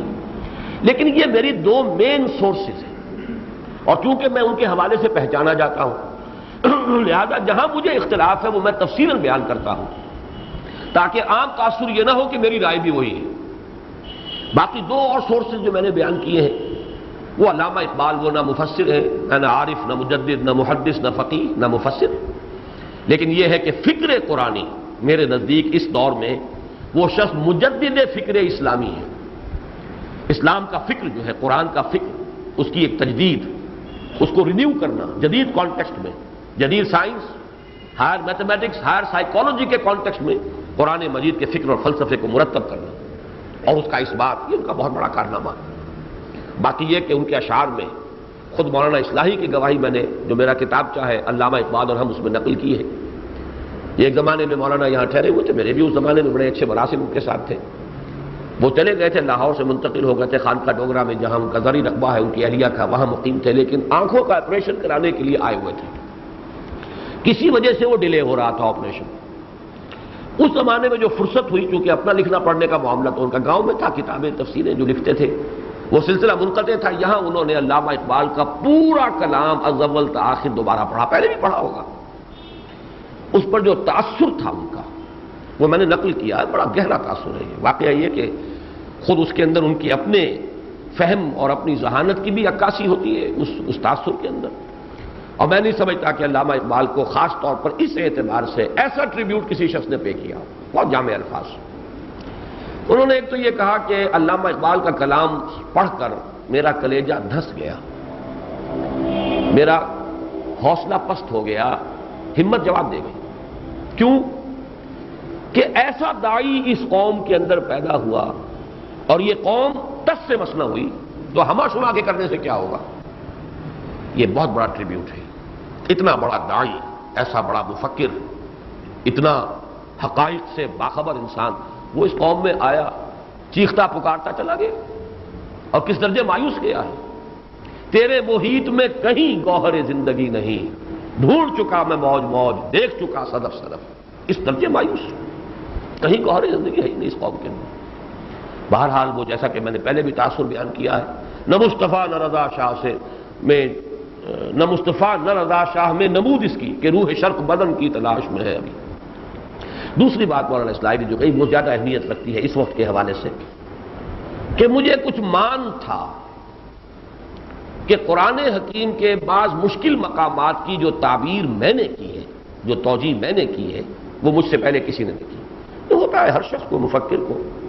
وہ خاص اسے برا لفظ استعمال کریں تو زوم کہیں گے، انہوں نے اپنے لیے استعمال کیا، تو ایک مان تھا مجھے، ایک خیال تھا کہ قرآن مجید کے بعد مشکل مقامات کی جو تعبیر میں نے کی ہے وہ شاید آج تک کسی نے نہیں کی۔ کہتے ہیں کہ علامہ اقبال کا کلام پڑھ کر مجھے محسوس ہوا کہ ان تمام مقامات کی مجھ سے کہیں بہتر تعبیر و توجیہ علامہ اقبال کر گئے۔ ان میں یہ تیسری سورس ہے، علامہ اقبال، اور ان کے جو پھر اس سلسلے میں جانشین ہیں وہ ڈاکٹر رفیع الدین، ڈاکٹر محمد رفیع الدین مرحوم، قرآن اور علم جدید نامی ان کی کتاب، میں بہت قائل ہوں اس شخص کا بھی کہ جو کام شروع کیا تھا علامہ اقبال نے اسے آگے بڑھایا ہے اس لائن میں ڈاکٹر رفیع الدین نے، ان سے بھی میں نے استفادہ کیا۔ اور چوتھی سورس ہے شیخین، شیخ الہند مولانا محمود حسن دیوبندی رحمۃ اللہ علیہ کے جو ترجمہ قرآن ہے، اور حواشی بھی سورہ نساء تک ان کے ہیں، باقی حواشی شیخ الاسلام مولانا شبیر احمد عثمانی نے مکمل کی۔ یہ میرا عروہ وثقیٰ ہے، یعنی یہ ذرا اس بات کو سمجھ لیجئے، عروہ وثقیٰ کہتے ہیں وہ کنڈا جو بڑا مضبوط ہو، اگر آپ کہیں سے لٹکے ہوئے ہیں فرض کیجئے تو ایک کنڈے پر آپ کا ہاتھ ہے، اور وہی آپ کی گویا کہ ضمانت آپ کی ہے، وہی کنڈا ہے، آپ اس کا سہارا لیے ہوئے ہوں، کہیں لٹکے ہوئے ہیں، کہیں کسی جہاز سے کہیں گر گیا ہے کوئی آدمی نیچے، لیکن یہ کہ جو کنڈے لگے ہوتے ہیں مختلف جگہوں پر، کوئی کنڈا اس کے ہاتھ میں آ گیا، وہ اس کے ساتھ لٹکا ہوا ہے، اب اسی کنڈے میں اس کی جان ہے، فرض کیجیے کنڈا ہی نکل جائے تو گیا، ختم ہوا، یہ کنڈا ہاتھ سے چھوٹ جائے،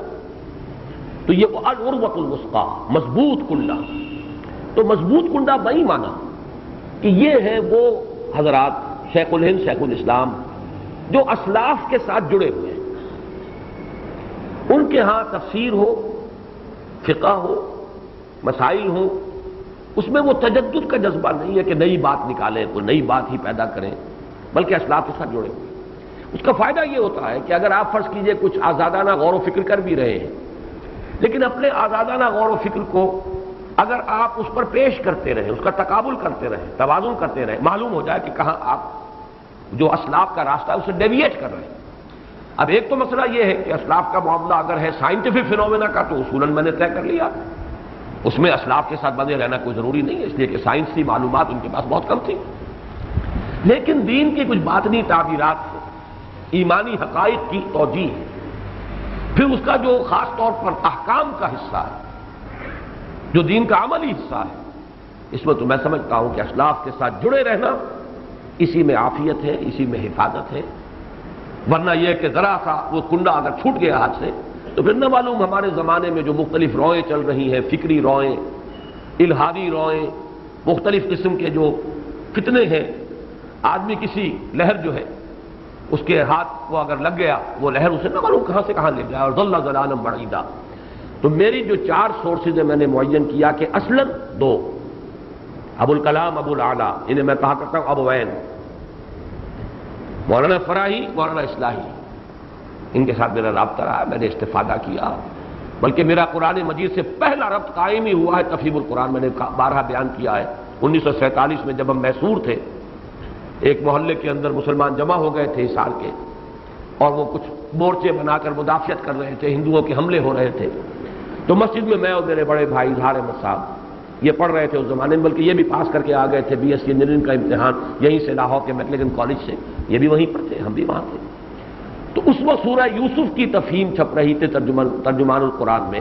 وہ پرچے جمع کر کے ہم مطالعہ کر رہے تھے، اس وقت سے میرا اصل تعلق قائم ہوا ہے قرآن حکیم کے ساتھ، لیکن اس میں پھر گہرائی نظم کلام کے اعتبار سے، قرآن کے خاص اسالیب کے اعتبار سے یہ مولانا اصلاحی کی تحریروں سے پیدا ہوا۔ باقی علامہ اقبال ایک 3rd ڈائمنشن ہے، اور عروہ وثقی یہ علماء جو ہمارے سلف سے متعلق ہیں،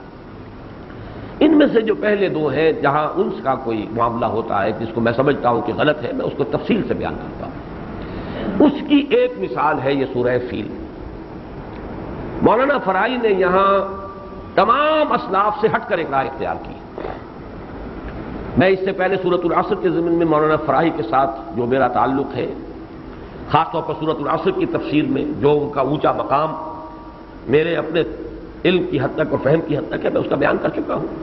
لیکن یہ کہ یہ دوسرا رخ بھی میں چاہتا ہوں کہ آج بیان ہو جائے۔ یہاں مولانا فراہی کے ذہن میں ایک خیال آیا، کیوں آیا اس کا ایک پس منظر ہے، وہ میں بعد میں بیان کروں گا، کہ یہ چڑیوں کا آنا اور چڑیوں کے ذریعے سے کنکروں کا مارا جانا اور اس سے ہلاک ہو جانا، کوئی جدید سائنسی ذہن اسے قبول نہیں کرتا، لہذا کوئی اور توجیہ۔ یہ توجیہ جو انہوں نے کی وہ یہ کہ اس کا ترجمہ یہ کیا ہے، الم تری کیف فعل ربک باصحاب الفیل، اے قریش، یہاں اب واحد کا صیغہ نہیں جمع کا، اور یہ میں عرض کر چکا ہوں اس کی گنجائش موجود ہے۔ اے قریش، تم نے دیکھا نہیں جو کیا تمہارے رب نے ہاتھی والوں کے ساتھ، الم یجعل کیدہم فی تضلیل، کیا اس نے ان کی چال کو غیر مؤثر نہیں کر دیا، بھٹکا کر نہیں رکھ دیا، بیکار نہیں کر دیا۔ وارسل علیہم طیرا ابابیل، اور بھیج دیے ان پر پرندے جھنڈ کے جھنڈ، ترمیہم، اب یہاں پرندے نہیں ہے ترمی کا فاعل، تم مارتے تھے ان کو، تو مارتا تھا ان کو، واحد کا صیغہ ترمی۔ یہ ترمی یا واحد مذکر حاضر کا صیغہ ہو سکتا ہے یا واحد مؤنث غائب کا صیغہ، رما یرمی سے بسم اللہ اولہ آخرہ۔ تو میں عرض کر رہا تھا کہ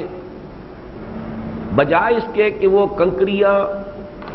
پرندوں کی طرف سے مارے جانے کا جو تصور جو میں پیش کر چکا ہوں اس کو وہ تسلیم کرتے، مولانا فراہی نے یہ تصور دیا ہے کہ اصل میں یہ سنگ باری کی قریش ہے، وہ پہاڑوں کے اوپر چڑھ گئے اور وہاں سے انہوں نے پتھراؤ کیا،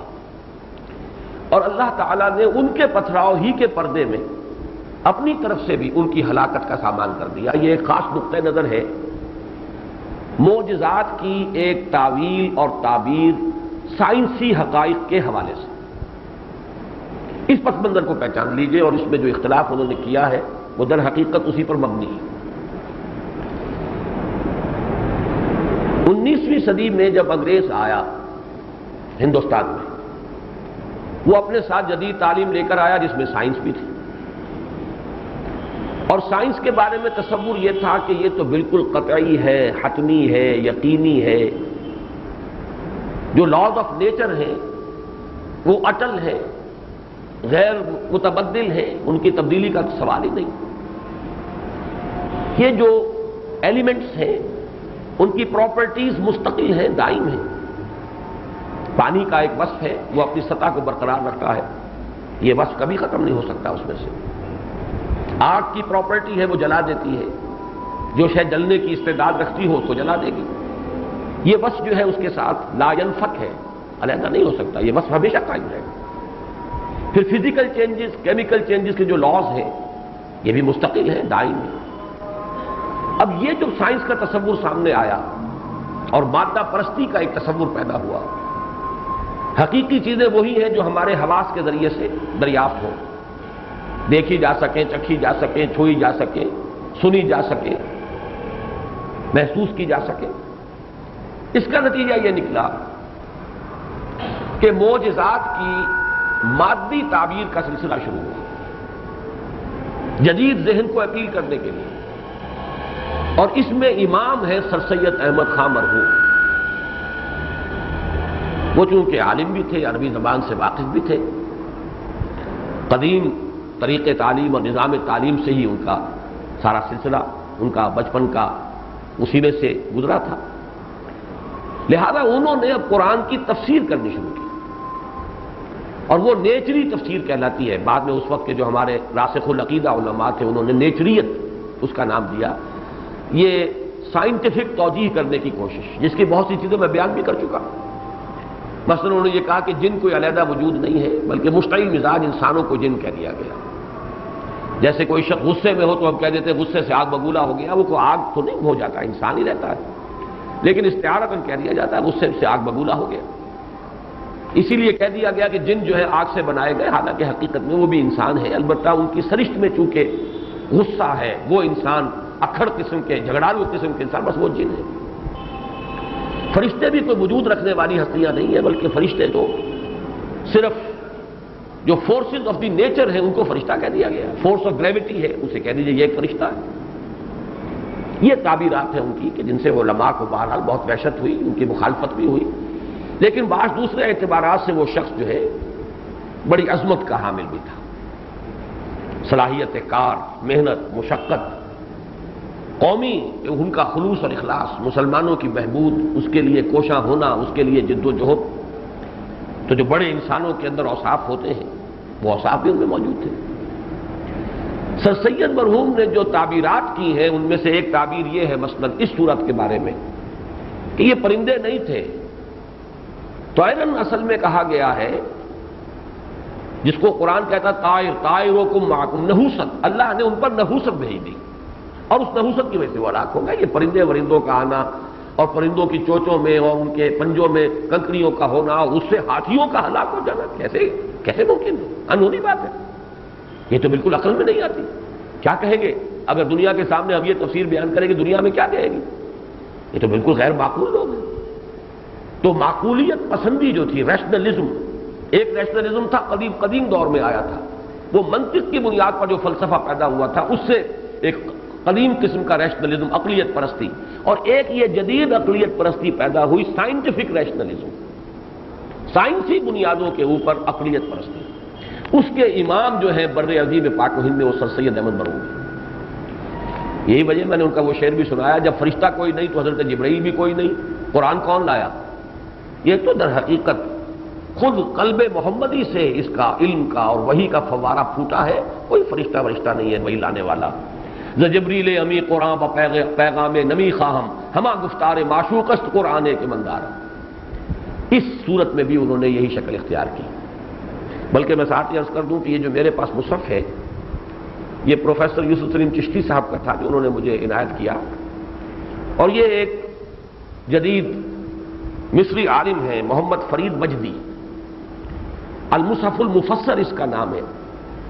انہوں نے حواشی پر بڑی مختصر سی تفسیر بھی لکھی ہوئی ہے، اور یہ بھی جدید دور کے آدمی ہیں، وہی جدید سائنٹیفک نیشنلزم وہ ان پر بھی سوار ہے. چشتی صاحب نے اسے انٹرلیو کرا دیا تھا، ہر دو صفحوں کے دو ورقوں کے مابین دو ورقے لگے ہوئے ہیں. میں آج کل انہی پر نوٹس تیار کرتا ہوں اپنے درس کے لیے، تو یہ مجھے بہت سہولت ہے اس مصحف کے ذریعے سے. میں نے دیکھا کہ اس میں محمد فرید وجدی نے بھی ویسی ہی بات کہی، اس لیے کہ یہ مصر، یہ میرا جو کتاب چاہے اسلام کی نشر ثانیہ کرنے کا اصل کام، میں نے یہی عرض کیا تھا کہ اس جدید سائنٹیفک ریشنلزم کے دو مرکز قائم ہوئے، ایک ہندوستان میں سر سید احمد خان اور ان کے تلامذہ ان کا مکتبہ فکر، اور دوسرا مصر میں علامہ رشید رضا، مفتی محمد عبدہ، ان کا اسکول آف تھاٹ. تو ان فرید وجدی نے بھی کہا ہے کہ یہ جو پرندے اللہ نے بھیجے، ہو سکتا ہے کہ یہ بیکٹیریا کو پرندے کہہ دیا گیا، اور تعاون کے بیکٹیریا. ولا يبعد ان تكون تلك الطيور میکروبات الطاعون اذ لا مانع من تسمیتها طیورا. تو ان کو بھی مائکرو بیکٹیریاز جو ہے ان کو بھی کہا جا سکتا ہے پرندے، تو صرف اللہ تعالیٰ کی طرف سے یہ جراثیم بھیج دیے گئے اور ان جراثیم کی وجہ سے وہ سب ہلاک ہو گئے، تعاون نکلی، لسٹ میں کوئی پرندے وغیرہ نہیں آئے. یہ میں نے چاہا کہ سر سید کا فکر کہ یہ صرف نحوست تھی، طیر کے معنی یہاں پہ نحوست ہے. حالانکہ صحیح بات یہ ہے کہ قرآن مجید میں جب وہ لفظ آتا ہے تو طائر کے معنی تو ہے نحوست، طیر کا لفظ اس معنی میں کہیں مستعمل نہیں. پھر بڑی پیاری بات کہی ہے مولانا حفظ الرحمان سہاروی رحمۃ اللہ علیہ نے، قصص القرآن جو ان کی کتاب ہے اس کی جلد سوئم، جن حضرات کو اس مضمون سے دلچسپی ہو وہ اصحاب فیل پر جو ان کا چیپٹر اس کا مطالعہ کریں. بڑی خوبصورتی سے اور بڑے ادب کے ساتھ مولانا فراہی سے بھی اختلاف کیا انہوں نے، اور سر سید پر دوبارہ ان کا تنقید کا انداز جو ہے وہ ذرا جارحانہ ہے، لیکن مولانا فراہی کی تعظیم کرتے ہوئے اور ان کی خدمت قرآن کا اعتراف کرتے ہوئے، ان کے علم کو مانتے ہوئے بڑے ہی ادب کے ساتھ انہوں نے لیکن تنقید شدید کی ہے کہ ان کا یہ تعبیر ان کی صحیح نہیں ہے. اور بڑی پیاری بات انہوں نے کہی ہے کہ سر سید نے جو کہا ہے کہ نحوست بھیج دی، تو نحوست کے لیے عمل تو لفظ طائر مستعمل نہیں، اور اگر ہو بھی تو اس کے لیے ارسال نہیں ہوتا، انزال ہوتا. ارسال کہتے ہیں عربی زبان میں بھیجنا، یا یہ کہ کسی شے کو آپ نے روکا ہوا ہے اور پھر جیسے کہ کوئی شکاری کتا ہے، شکاری کتا جو زور لگا رہا ہوتا ہے اور آپ نے اس کی جو ہے وہ زنجیر کھینچی ہوئی ہے، جب آپ نے چھوڑ دیا اب وہ جا تیر کی طریقے سے جا رہا ہے. تو کسی شے کو بڑی تیز رفتار کے ساتھ کہیں پر بھیج دینا، چھوڑ دینا کسی پر، یہ ہے ارسال. ارسل علیہم طیرا ابابیل، پرندوں کے لیے تو بات سمجھ میں آتی ہے کہ وہ پرندے جھنڈ کے جھنڈ آئے ہیں، جس طریقے سے کہ چونکہ جن لوگوں نے بھی دیکھا ہے جب آتا ہے ٹڈی دل کس طریقے سے وہ آسمان جو ہے وہ بھی چھپ جاتا ہے، اور دن کے وقت جو ہے معلوم ہوتا ہے کہ شام ہو گئی ہے، اس لیے کہ پوری تمازت جو ہے سورج کی اس کو روک لیتے ہیں وہ. تو اس طرح کے جھنڈ آئے، اور ہر پرندے کے چونچ میں اور پنجوں کے اندر وہ کنکریاں تھیں جو انہوں نے پھینکی اور ماری، اور انہی سے اللہ تعالیٰ نے ان کو ہلاک کیا. لیکن سر سید کی بھی بات میں نے آپ کو بیان کر دی، اور یہ محمد فرید وجدی مصری جو ہے ان کی بات بھی بیان کر دی. اب اس کے بیچ میں رائے ہے مولانا فراہی رحمۃ اللہ علیہ کی. افسوس ہے کہ انہوں نے یہ رائے اختیار کی، کاش کہ وہ جو سلف کا معصور جو نقطۂ نظر ہی اسی کو اختیار کرتے. ان کا کہنا یہ ہے کہ میرے لیے یہ بات قابل تسلیم نہیں ہے کہ قریش اتنے بزدل ہو گئے تھے کہ وہ اللہ کے گھر کو چھوڑ کر اور بالکل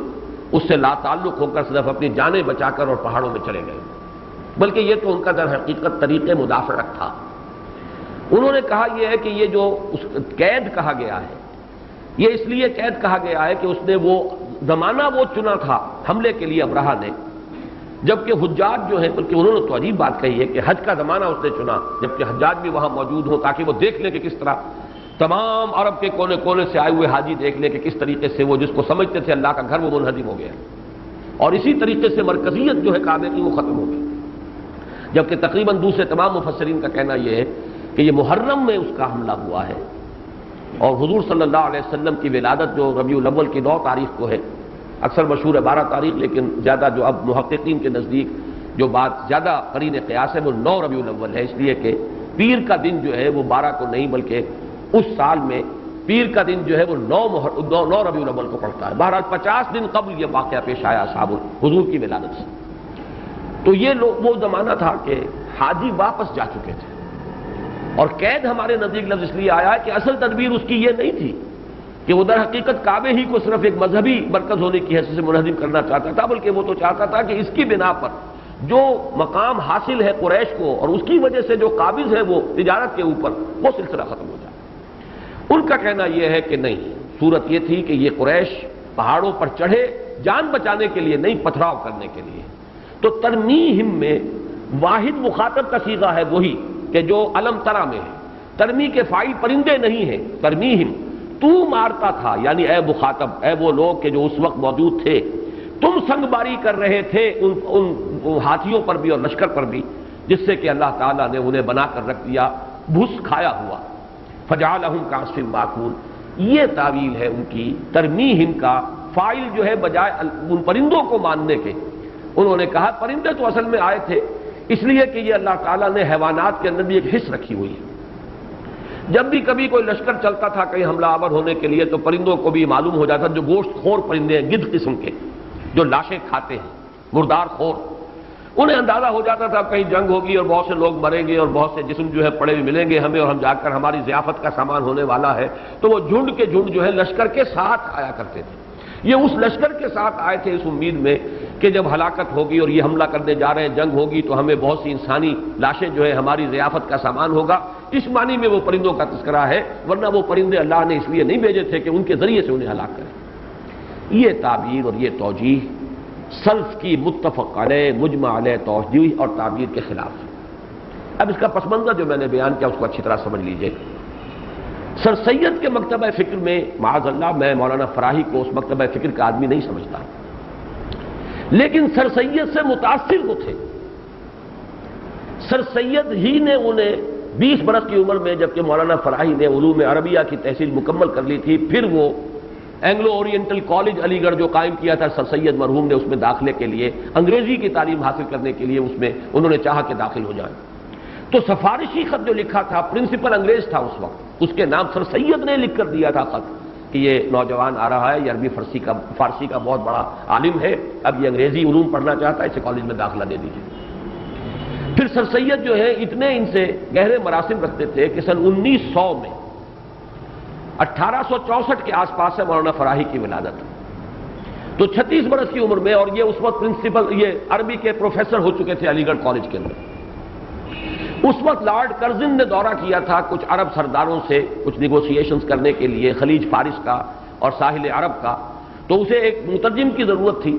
کہ جو عربی انٹرپریٹر ہو اور انگریزی اور عربی دونوں زبانوں سے واقف ہو۔ تو سر سید نے مولانا فراہی کو اس کے ساتھ بھیجا تھا کہ تم جاؤ، حالانکہ وہ خود اس کو پسند نہیں کرتے تھے۔ البتہ یہ کہ سر سید کے تمام فکر کے وہ قائل نہیں تھے۔ سر سید نے اپنی تفسیر کا ترجمہ عربی زبان میں کرانا چاہا، فرمائش کی کہ مولانا فراہی ترجمہ کر دیں، انہوں نے انکار کر دیا کہ میں اس معصیت میں حصے دار نہیں بننا چاہتا، اس گمراہی میں میں شریک نہیں ہونا چاہتا۔ یہ مولانا فراہی کا قول، انہوں نے اس تفسیر کا بحثیت مجموعی اس تفسیر کا ترجمہ کرنے سے انکار کر دیا۔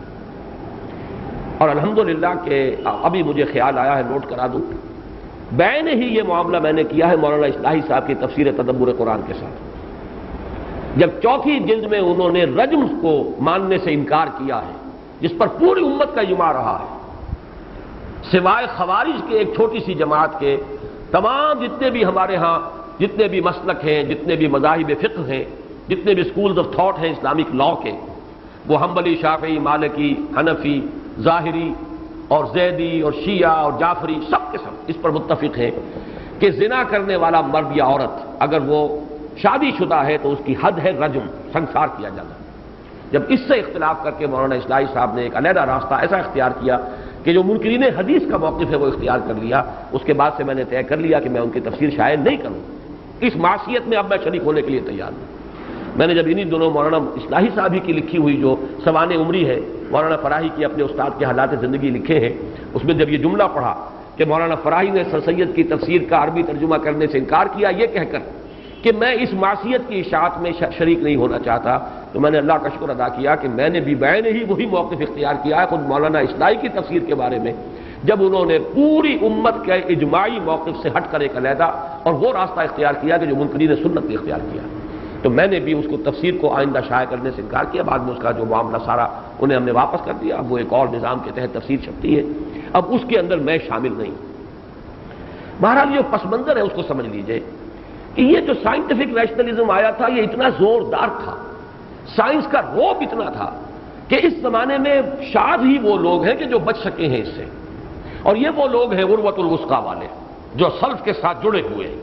جنہوں نے سلف کے ساتھ اپنے آپ کو مضبوطی کے ساتھ باندھا ہوا ہے، صرف وہ بچ سکے ہیں، ورنہ کوئی کم کوئی زیادہ، کوئی کسی قدر تھوڑا کوئی کسی قدر زیادہ، کسی نہ کسی درجے میں اس دور میں سائنٹیفک نیشنلزم سے متاثر ہوئے۔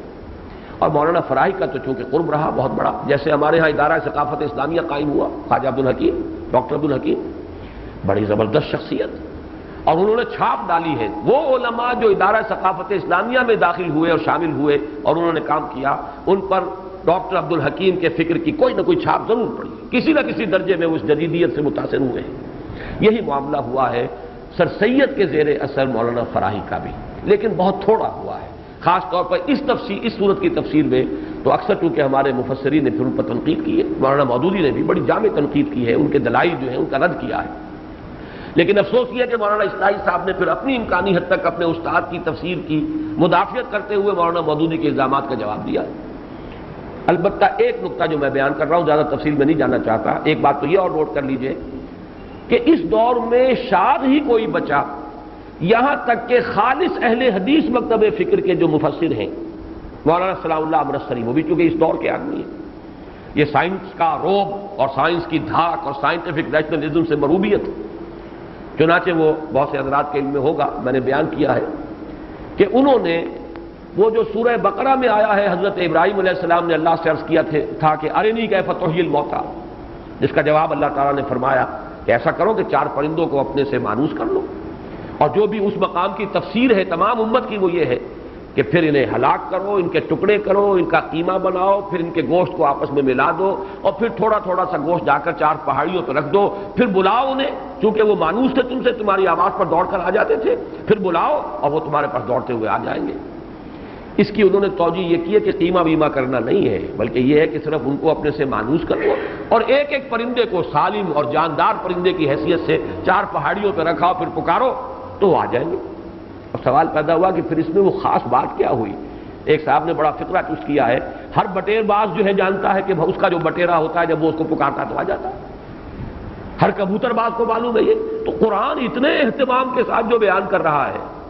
کہ حضرت ابراہیم کی استدعا، رب ارنی کیف تحیی الموتیٰ، قال اولم تؤمن قال بلی ولکن لیطمئن قلبی،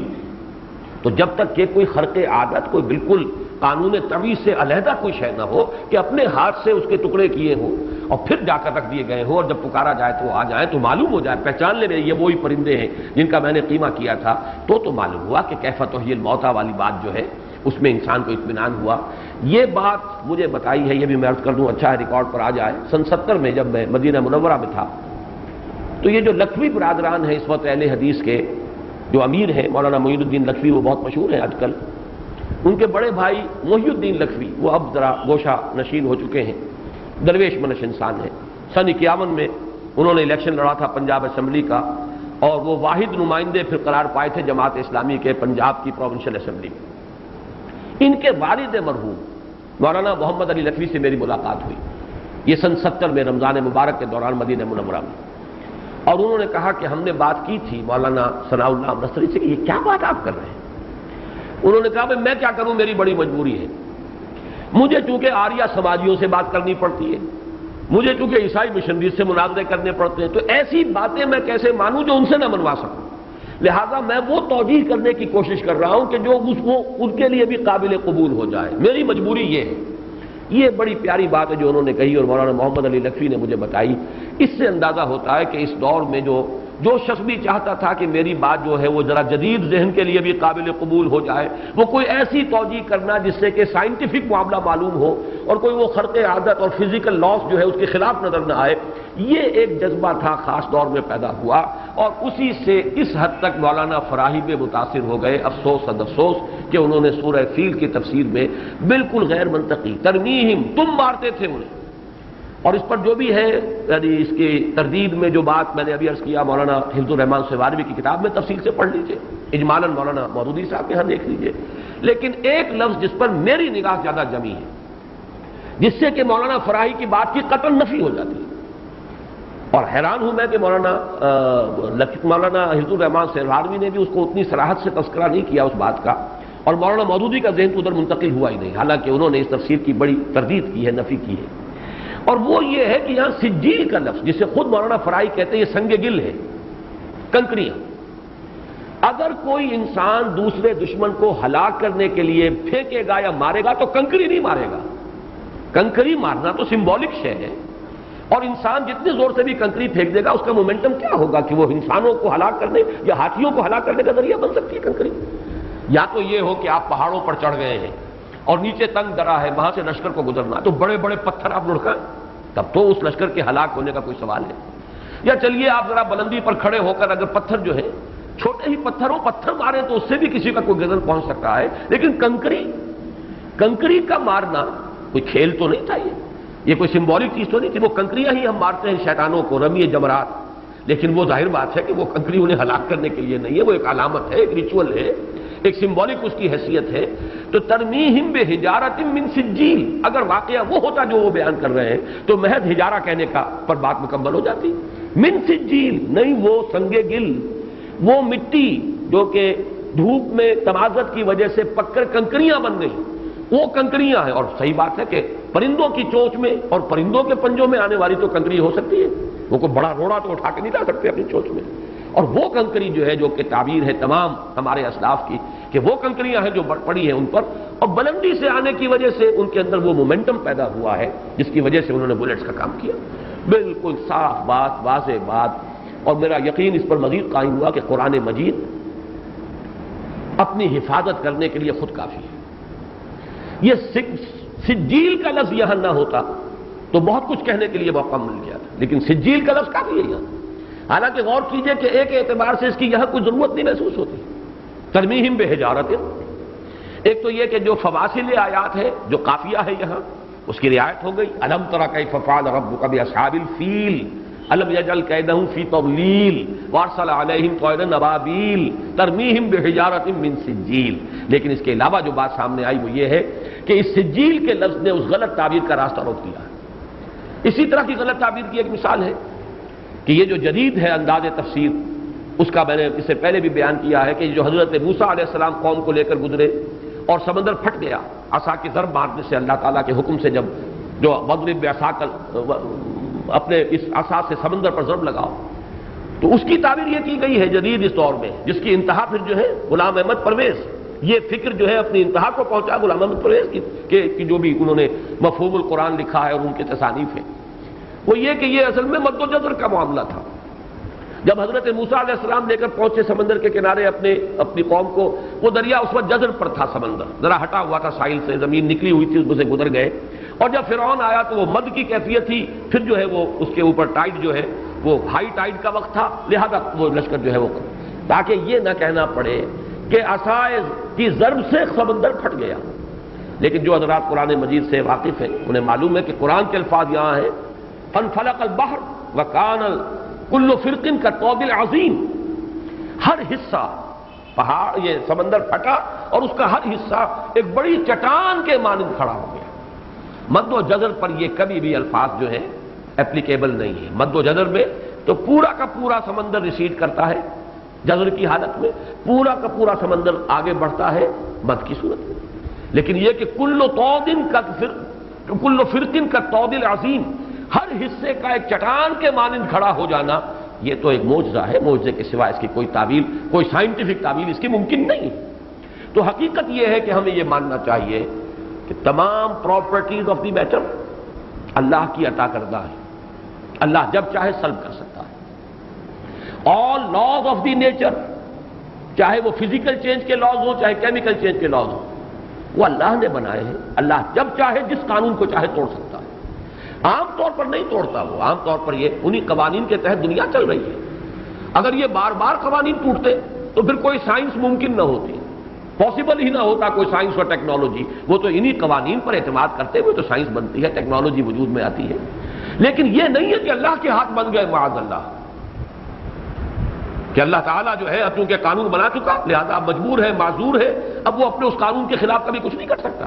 وہ جب چاہے جس قانون کو چاہے ساقط کر سکتا ہے۔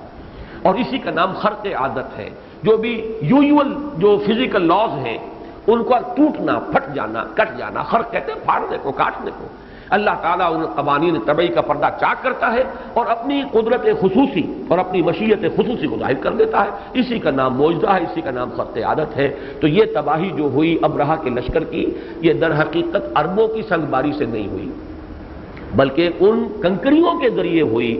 کہ جو اللہ تعالیٰ کے حکم سے پرندے اپنی چونچ میں لے کر آئے اور ان سے انہوں نے مارا ہے اس لشکر کو، اور اس کے اندر کوئی سمی اثرات بھی تھے جس سے کہ ان کے پھوڑے نکلے، تعاون کی سی کیفیت ہوئی، اکثر و بیشتر لشکر وہیں پر ختم ہو گیا۔ جو بھاگے وہ بھی کہیں راستوں میں گرتے چلے گئے، اور ابرہہ جو ہے وہ بالآخر اپنے ہاں پہنچ بھی گیا، لیکن بہت ہی سقیم حالت کے اندر، اور وہاں جا کر اس کی موت بھی واقع ہو گئی۔ یہی تفسیر صحیح ہے، اسی پر ہمیں جمنا چاہیے۔ اسلاف کے عروۃ الوثقیٰ کے ساتھ بھی ہمیں اپنے آپ کو باندھ کر رکھنا چاہیے، اور خام خواہ کی جدید سائنس، اور یہ تو میں عرض کر چکا ہوں اصل میں کہ سر سید مرحوم اور اسی طریقے سے مولانا فرائی، ان کا اس اعتبار سے معاملہ ہمدردی کے قابل ہے کہ ان کا دور وہ تھا جب کہ سائنس کی دہشت بہت تھی، نیوٹونین فزکس کا دور تھا، وہ قوانین جو موشن، لاز موشن جو ہے، لاز آف موشن نیوٹن کے، وہ سمجھے جاتے تھے کہ قطعی ہیں، ابدی ہیں، انوائلیبل ہیں، ان میں کوئی کہیں استثناء ہے ہی نہیں۔ اب تو سائنس جو ہے، اب جو دور آیا آئنسٹائن کا 1905 کے بعد سے، فزکس کے پریمیسز بدل گئے، اس کے صغرا کبرا بدل گئے، اس کے مقدمات تبدیل ہو گئے، اب بہت آسان ہے۔ لیکن ظاہر بات ہے کہ مولانا فراہی رحمۃ اللہ علیہ کا انتقال 1930 میں ہو گیا ہے، ابھی وہ سائنس کے ان چیزوں سے واقف نہیں تھے، وہی قدیم دور جو ہے اور اس کے جو اثرات تھے وہ ابھی ہمارے ان بزرگوں کے اوپر تھے۔ اللہ تعالیٰ ان کی لغزشوں سے درگزر فرمائے، انہیں معاف فرمائے۔ اب بس صرف سورہ قریش جو ہے اس کے بارے میں چند باتیں، اس لیے کہ اس میں کوئی اشکال نہیں ہے۔ لإیلاف قریش، یہاں لام کے بارے میں دو رائے ہیں جو خاصی ایک دوسرے سے مختلف ہیں۔ ایک تو یہ کہ لام تعجب کہلاتا ہے، کسی شے کے ہوتے ہوئے یہ طرز عمل، تم پر اتنے انعامات ہوئے تب تمہاری ناشکری کا یہ عالم ہے، تو یہ گویا کہ لام تعجب۔ اور ایک لام عاقبت کہ مقصد یہ تھا لإیلاف قریش، قریش کو مانوس کرنے کے لیے یا قریش کے مانوس ہونے کے باوجود، ایلاف الفت سے بنا ہے، الف بین قلوبہم، تالیف، دلوں کو جوڑ دینا، دلوں کو آپس میں باندھ دینا، الف بینہم، ان کے دلوں کو جوڑ دیا۔ تالیف قلب ہم کہتے ہیں کسی شخص کے دل کے اندر نرمی پیدا کرنے کے لیے، اپنے آپ سے مانوس کرنے کے لیے، اسے آپ اس کے ساتھ کوئی حسن سلوک کریں تاکہ وہ آپ سے مانوس ہو جائے، آپ سے محبت کرنے لگے، تالیف قلب ہے۔ لإیلاف قریش، ایک رائے یہ ہے کہ اسلام کا تعلق ہے سورۃ الفیل کے ساتھ۔ اللہ تعالیٰ نے یہ سب کچھ اس لیے کیا کہ قریش کی دلجوئی ہو۔ یہ حشر جو کیا ہے ابرہہ کا اور اس کے لشکر کا، اس کی فوج کا، اس کے ہاتھیوں کا، لإیلاف قریش، یہ قریش کی دلجوئی کے لیے ہے تاکہ ان کے دلوں میں اللہ تعالیٰ کی عظمت کا نقش قائم ہو، اللہ سے محبت جو ہے گہری ہو جائے کہ اللہ نے اپنی خاص قدرت کے ذریعے سے اتنے بڑے لشکر کو ختم کر کے رکھ دیا، اور وہ گھر جو ہے اللہ نے اپنے اس گھر کی حفاظت کی۔ لیکن یہ شاذ رائے ہے، اصل یہی ہے کہ لإیلاف قریش آگے کے ساتھ جڑ رہا ہے، ایلافہم رحلۃ الشتاء والصیف، ان کو جو مانوس کر دیا گیا، ان کا مانوس ہو جانا، رحلہ کہتے ہیں سفر کو۔ آج کل وہ سعودی عرب حاجی اور عمرے کے لیے جو حضرات جاتے ہیں، رحلہ سعیدہ، یہ خاص ایک لفظ ہے جو وہاں پر آپ کو بعض بیگز جو بکتے ہیں ان پر لکھا ہوتا ہے کہ آپ کا سفر جو ہے وہ سعادت والا ہو، خیر والا ہو، رحلہ سعیدہ۔ تو رحلہ سفر، رحلۃ الشتاء والصیف، سفر سردیوں کا اور گرمیوں کا۔ یہ وہ ایسٹ ویسٹ تجارت جو سبا کے بعد ان کے ہاتھ میں آئی، اور میرے گمان کے مطابق اسی کو واپس لینے کے لیے ابرہہ نے یہ ساری کوشش کی کہ خانہ کعبہ کی مرکزیت کو ختم کر دے، اور خانہ کعبہ کی وجہ سے، اس کے متولی ہونے کی وجہ سے قریش کو جو مراعات حاصل ہے، جو تحفظ حاصل ہے، وہ ختم ہو جائے تاکہ یہ تجارت پھر ہمارے قبضے میں آ جائے۔ ایلافہم رحلۃ الشتاء والصیف، اللہ تعالیٰ نے ان کو مانوس کر دیا۔ وہ سردیوں میں سفر کرتے تھے یمن کی طرف، کیونکہ گرم علاقہ ہے، سردی شدید نہیں ہوتی، اور گرمیوں میں سفر کرتے تھے شام کی طرف۔ ہر سال میں ان کے یہ دو سفر تھے، تجارتی سفر۔ سردیوں میں یمن کی طرف گئے، وہاں سے سامان خریدا بھی، لیا بھی، اور اس کو منتقل کیا، اور پھر یہ کہ اس کو لے گئے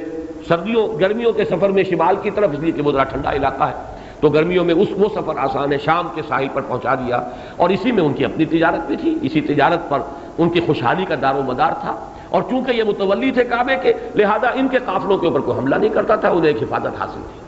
تو لإیلاف قریش ایلافہم ریلۃ الشتاء والصیف، اب اس کے دونوں ترجمے ہوں گے علیحدہ علیحدہ۔ باوجود مانوس کیے جانے کے قریش کے، یعنی ان کا مانوس کیا جانا سردی اور گرمی کے سفر سے، اس کے باوجود ان کا حال یہ ہے، یہاں گویا کہ محذوف مانا جائے گا کلام، کہ پھر بھی وہ شرک کے اندر مبتلا ہیں، پھر بھی وہ اللہ کی ناشکری کر رہے ہیں، پھر بھی وہ محمد صلی اللہ علیہ وسلم کی دعوت پر کان نہیں دھر رہے، اس کے باوجود کہ اس اللہ کے احسانات، اللہ کا انعام جو ہے ان پر، وہ ان کے بالکل سامنے ہے، ان کے نگاہوں کے سامنے ہے۔ اگر تو تعجب کا لام ہے تو ترجمہ یہ ہوگا، اور اگر لام عاقبت ہے تو گویا کہ مطلب یہ ہوگا کہ اس کا نتیجہ یہ نکلنا چاہیے اللہ کے اس انعام و اکرام کا جو ان پر ہوا ہے، اللہ نے جس طریقے سے اس کعبے کی مرکزیت کو ذریعہ بنا دیا ان کی خوشحالی کا، اگر آ رہا ہے ان کو امن بخشا ہے اس کعبے کی وجہ سے، اس بیت اللہ کی وجہ سے، تو انہیں چاہیے فَلْيَعْبُدُوا رَبَّ هَٰذَا الْبَيْتِ، یہ گویا کہ وہ دعوت محمدی صلی اللہ علیہ وسلم، اس دعوت کا جو آغاز ہوا ہے مکے کے اندر، اب اس کی تائید کے لیے اللہ تعالیٰ نے اپنے ان احسانات کو بیان کیا۔ دیکھو اس گھر کو ہم نے اپنی قدرت خصوصی سے بچایا، جبکہ 60,000 کا لشکر ہاتھیوں کے سمیت آ گیا تھا اس کو گرانے کے لیے، دیکھو اس کو ہم نے ذریعہ بنایا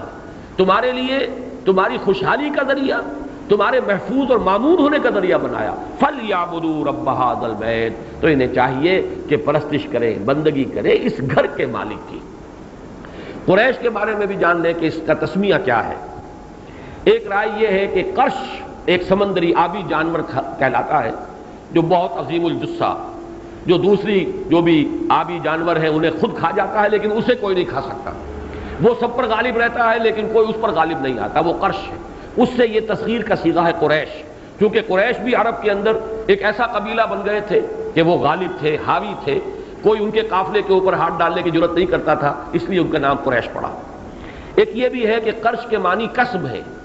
کمائی کرنا، تجارت کرنا، تو چونکہ یہ المتجرین بن گئے تھے چاروں بھائی، لہذا ان کا نام قریش پڑ گیا۔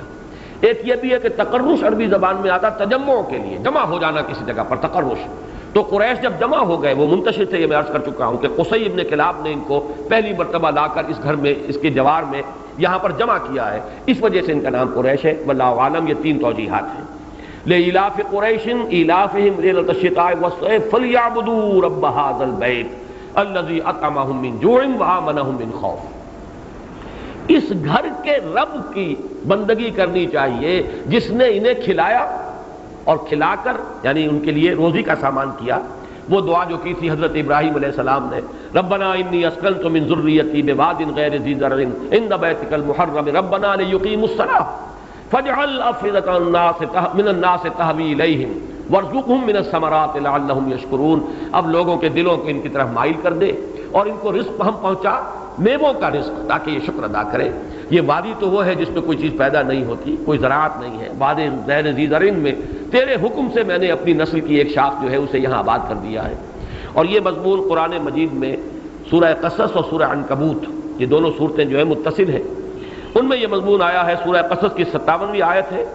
اولم نمکن لہم حرما آمنا یجبا الیہ ثمرات کل شیء، کیا یہ قریش دیکھتے نہیں کہ ہم نے ان کے لیے اس حرم کی سرزمین کو امن کا گہوارہ بنا دیا ہے اور ہر چیز کے میوے کھینچے آتے ہیں اس سرزمین کی طرف، اس لیے کہ حج کا سلسلہ جیسے آج بھی جو شخص جاتا دیکھ لیتا ہے، پوری دنیا کا میوہ اور پھل آپ کو وہاں مل جائے گا، کہیں ساؤتھ امریکہ سے، ارجنٹائنا سے چلا ہوا کیلا پہنچا ہوا ہے وہاں، کہاں سے ہر شے دنیا کی آپ کو ملے گی مکہ مکرمہ کے اندر، اس لیے کہ حجاج بھی آتے ہیں، لے کر آتے ہیں، اور یہ سلسلہ خیر اب تو بڑی تجارت کا سلسلہ ہے، پہلے یہ کہ کونے کونے سے حاجی آتے تھے، چیزیں لے کر آتے تھے، پھر وہاں آ کر انفاق کرتے تھے، وہاں قربانیاں کرتے تھے، نہر ہوتا تھا، اس نہر ہی کی وجہ سے یہ خانہ بدوش لوگ جن کے پاس وہاں اور کچھ ذریعہ نہیں تھا، بھیڑیں بکریاں پال لی، کہیں پہاڑوں کے اوپر بارش ہو گئی، وہاں کہیں کوئی سبزہ ہو گیا، وہاں پر وہ چرتی نہیں، لیکن یہ کہ پھر ان کی پوری قیمت انہیں وصول ہوتی تھی جب حاجی آتے تھے اور خریدتے تھے۔ اب تو یہ ہے کہ اور بھی دوسرے ممالک سے امپورٹ بھی کیے جاتے ہیں، لیکن یہ کہ یہی ان کی خوشحالی کا سب سے بڑا ذریعہ بن گیا۔ ایک طرف تجارت کہ جو اس قریش کو حاصل ہوئی اسی گھر کے متولی ہونے کی وجہ سے کہ ان کے قافلوں پر کوئی حملہ نہیں کرتا تھا، دوسرے یہ کہ حج جس کے ذریعے سے سامان تجارت اور کھانے پینے کی چیزیں اور اجناس اور میوے کونے کونے سے دنیا کے وہاں جمع ہو رہی ہیں۔ اولم نمکن لہم حرما آمنا یجبا الیہ ثمرات کل شیء، یہ سورہ قصص میں اور سورہ عنکبوت میں فرمایا اولم یروا انا جعلنا حرما آمنا ویتخطف الناس من حولهم، کیا انہوں نے دیکھا نہیں ہم نے ان کے لیے حرم کو امن کی جگہ بنا دیا ہے، جبکہ لوگ آس پاس سے اچک لیے جاتے ہیں، جو آج کل اغوا ہوتا ہے، اغوا برائے تاوان، یتخطف الناس جو ہے صحیح ترین تعبیر یہی ہے، کوئی آدمی کہیں جا رہا اسے کھینچا اور لے گیا جنگل کے اندر اور اسے تاوان طلب کر لیا، لیکن وہاں یہ کہ حملہ کرنا اور تاخت و تاراج جو کرتے تھے اس کے لیے یتخطف الناس من حولہم، لوگوں کو جانوں کو تحفظ حاصل نہیں ہے عرب کے اندر، لیکن ان کو قریش کو اس حرم کی وجہ سے انہیں تحفظ حاصل ہے، ان کی جان اور مال کی حفاظت ہے، ان کو ایک سیادت اور قیادت حاصل ہوئی ہے پورے عرب کے اندر۔ فَلْيَعْبُدُوا رَبَّ هَٰذَا الْبَيْتِ الَّذِي أَطْعَمَهُم مِّن جُوعٍ وَآمَنَهُم مِّنْ خَوْفٍ، بس چاہیے کہ بندگی کریں اس گھر کے رب کی، اس گھر کا مالک، اس گھر کا رب۔ رب کا لفظ جو ہے کہیں آگے چل کے میں مزید وضاحت بھی کر دوں گا کہ رب در حقیقت دونوں معنی دیتا ہے، مالک بھی اور پالنہار اور پروردگار بھی، لیکن اصل میں جو لفظ ہے رب، را با با، اس کا اصل مفہوم ہے مالک، رب المال، مال والا، رب الدار، گھر والا، رب هذا البیت، اس گھر کا مالک، اس گھر کا پروردگار بھی معنی کر لیجئے، لیکن یہ کہ ظاہر بات ہے کہ گھر کی پرورش کا کوئی مفہوم نہیں ہے، یہاں پر جو لفظ آئے گا اس گھر کے مالک، اس گھر کے آقا کی بندگی اور پرستش کرنی چاہیے، جس نے انہیں خوشحال بنایا، رزق دیا بھوک سے نجات دینے کے لیے، اور امن دیا خوف سے نجات عطا کرنے کے لیے۔ یہ گویا کہ وہ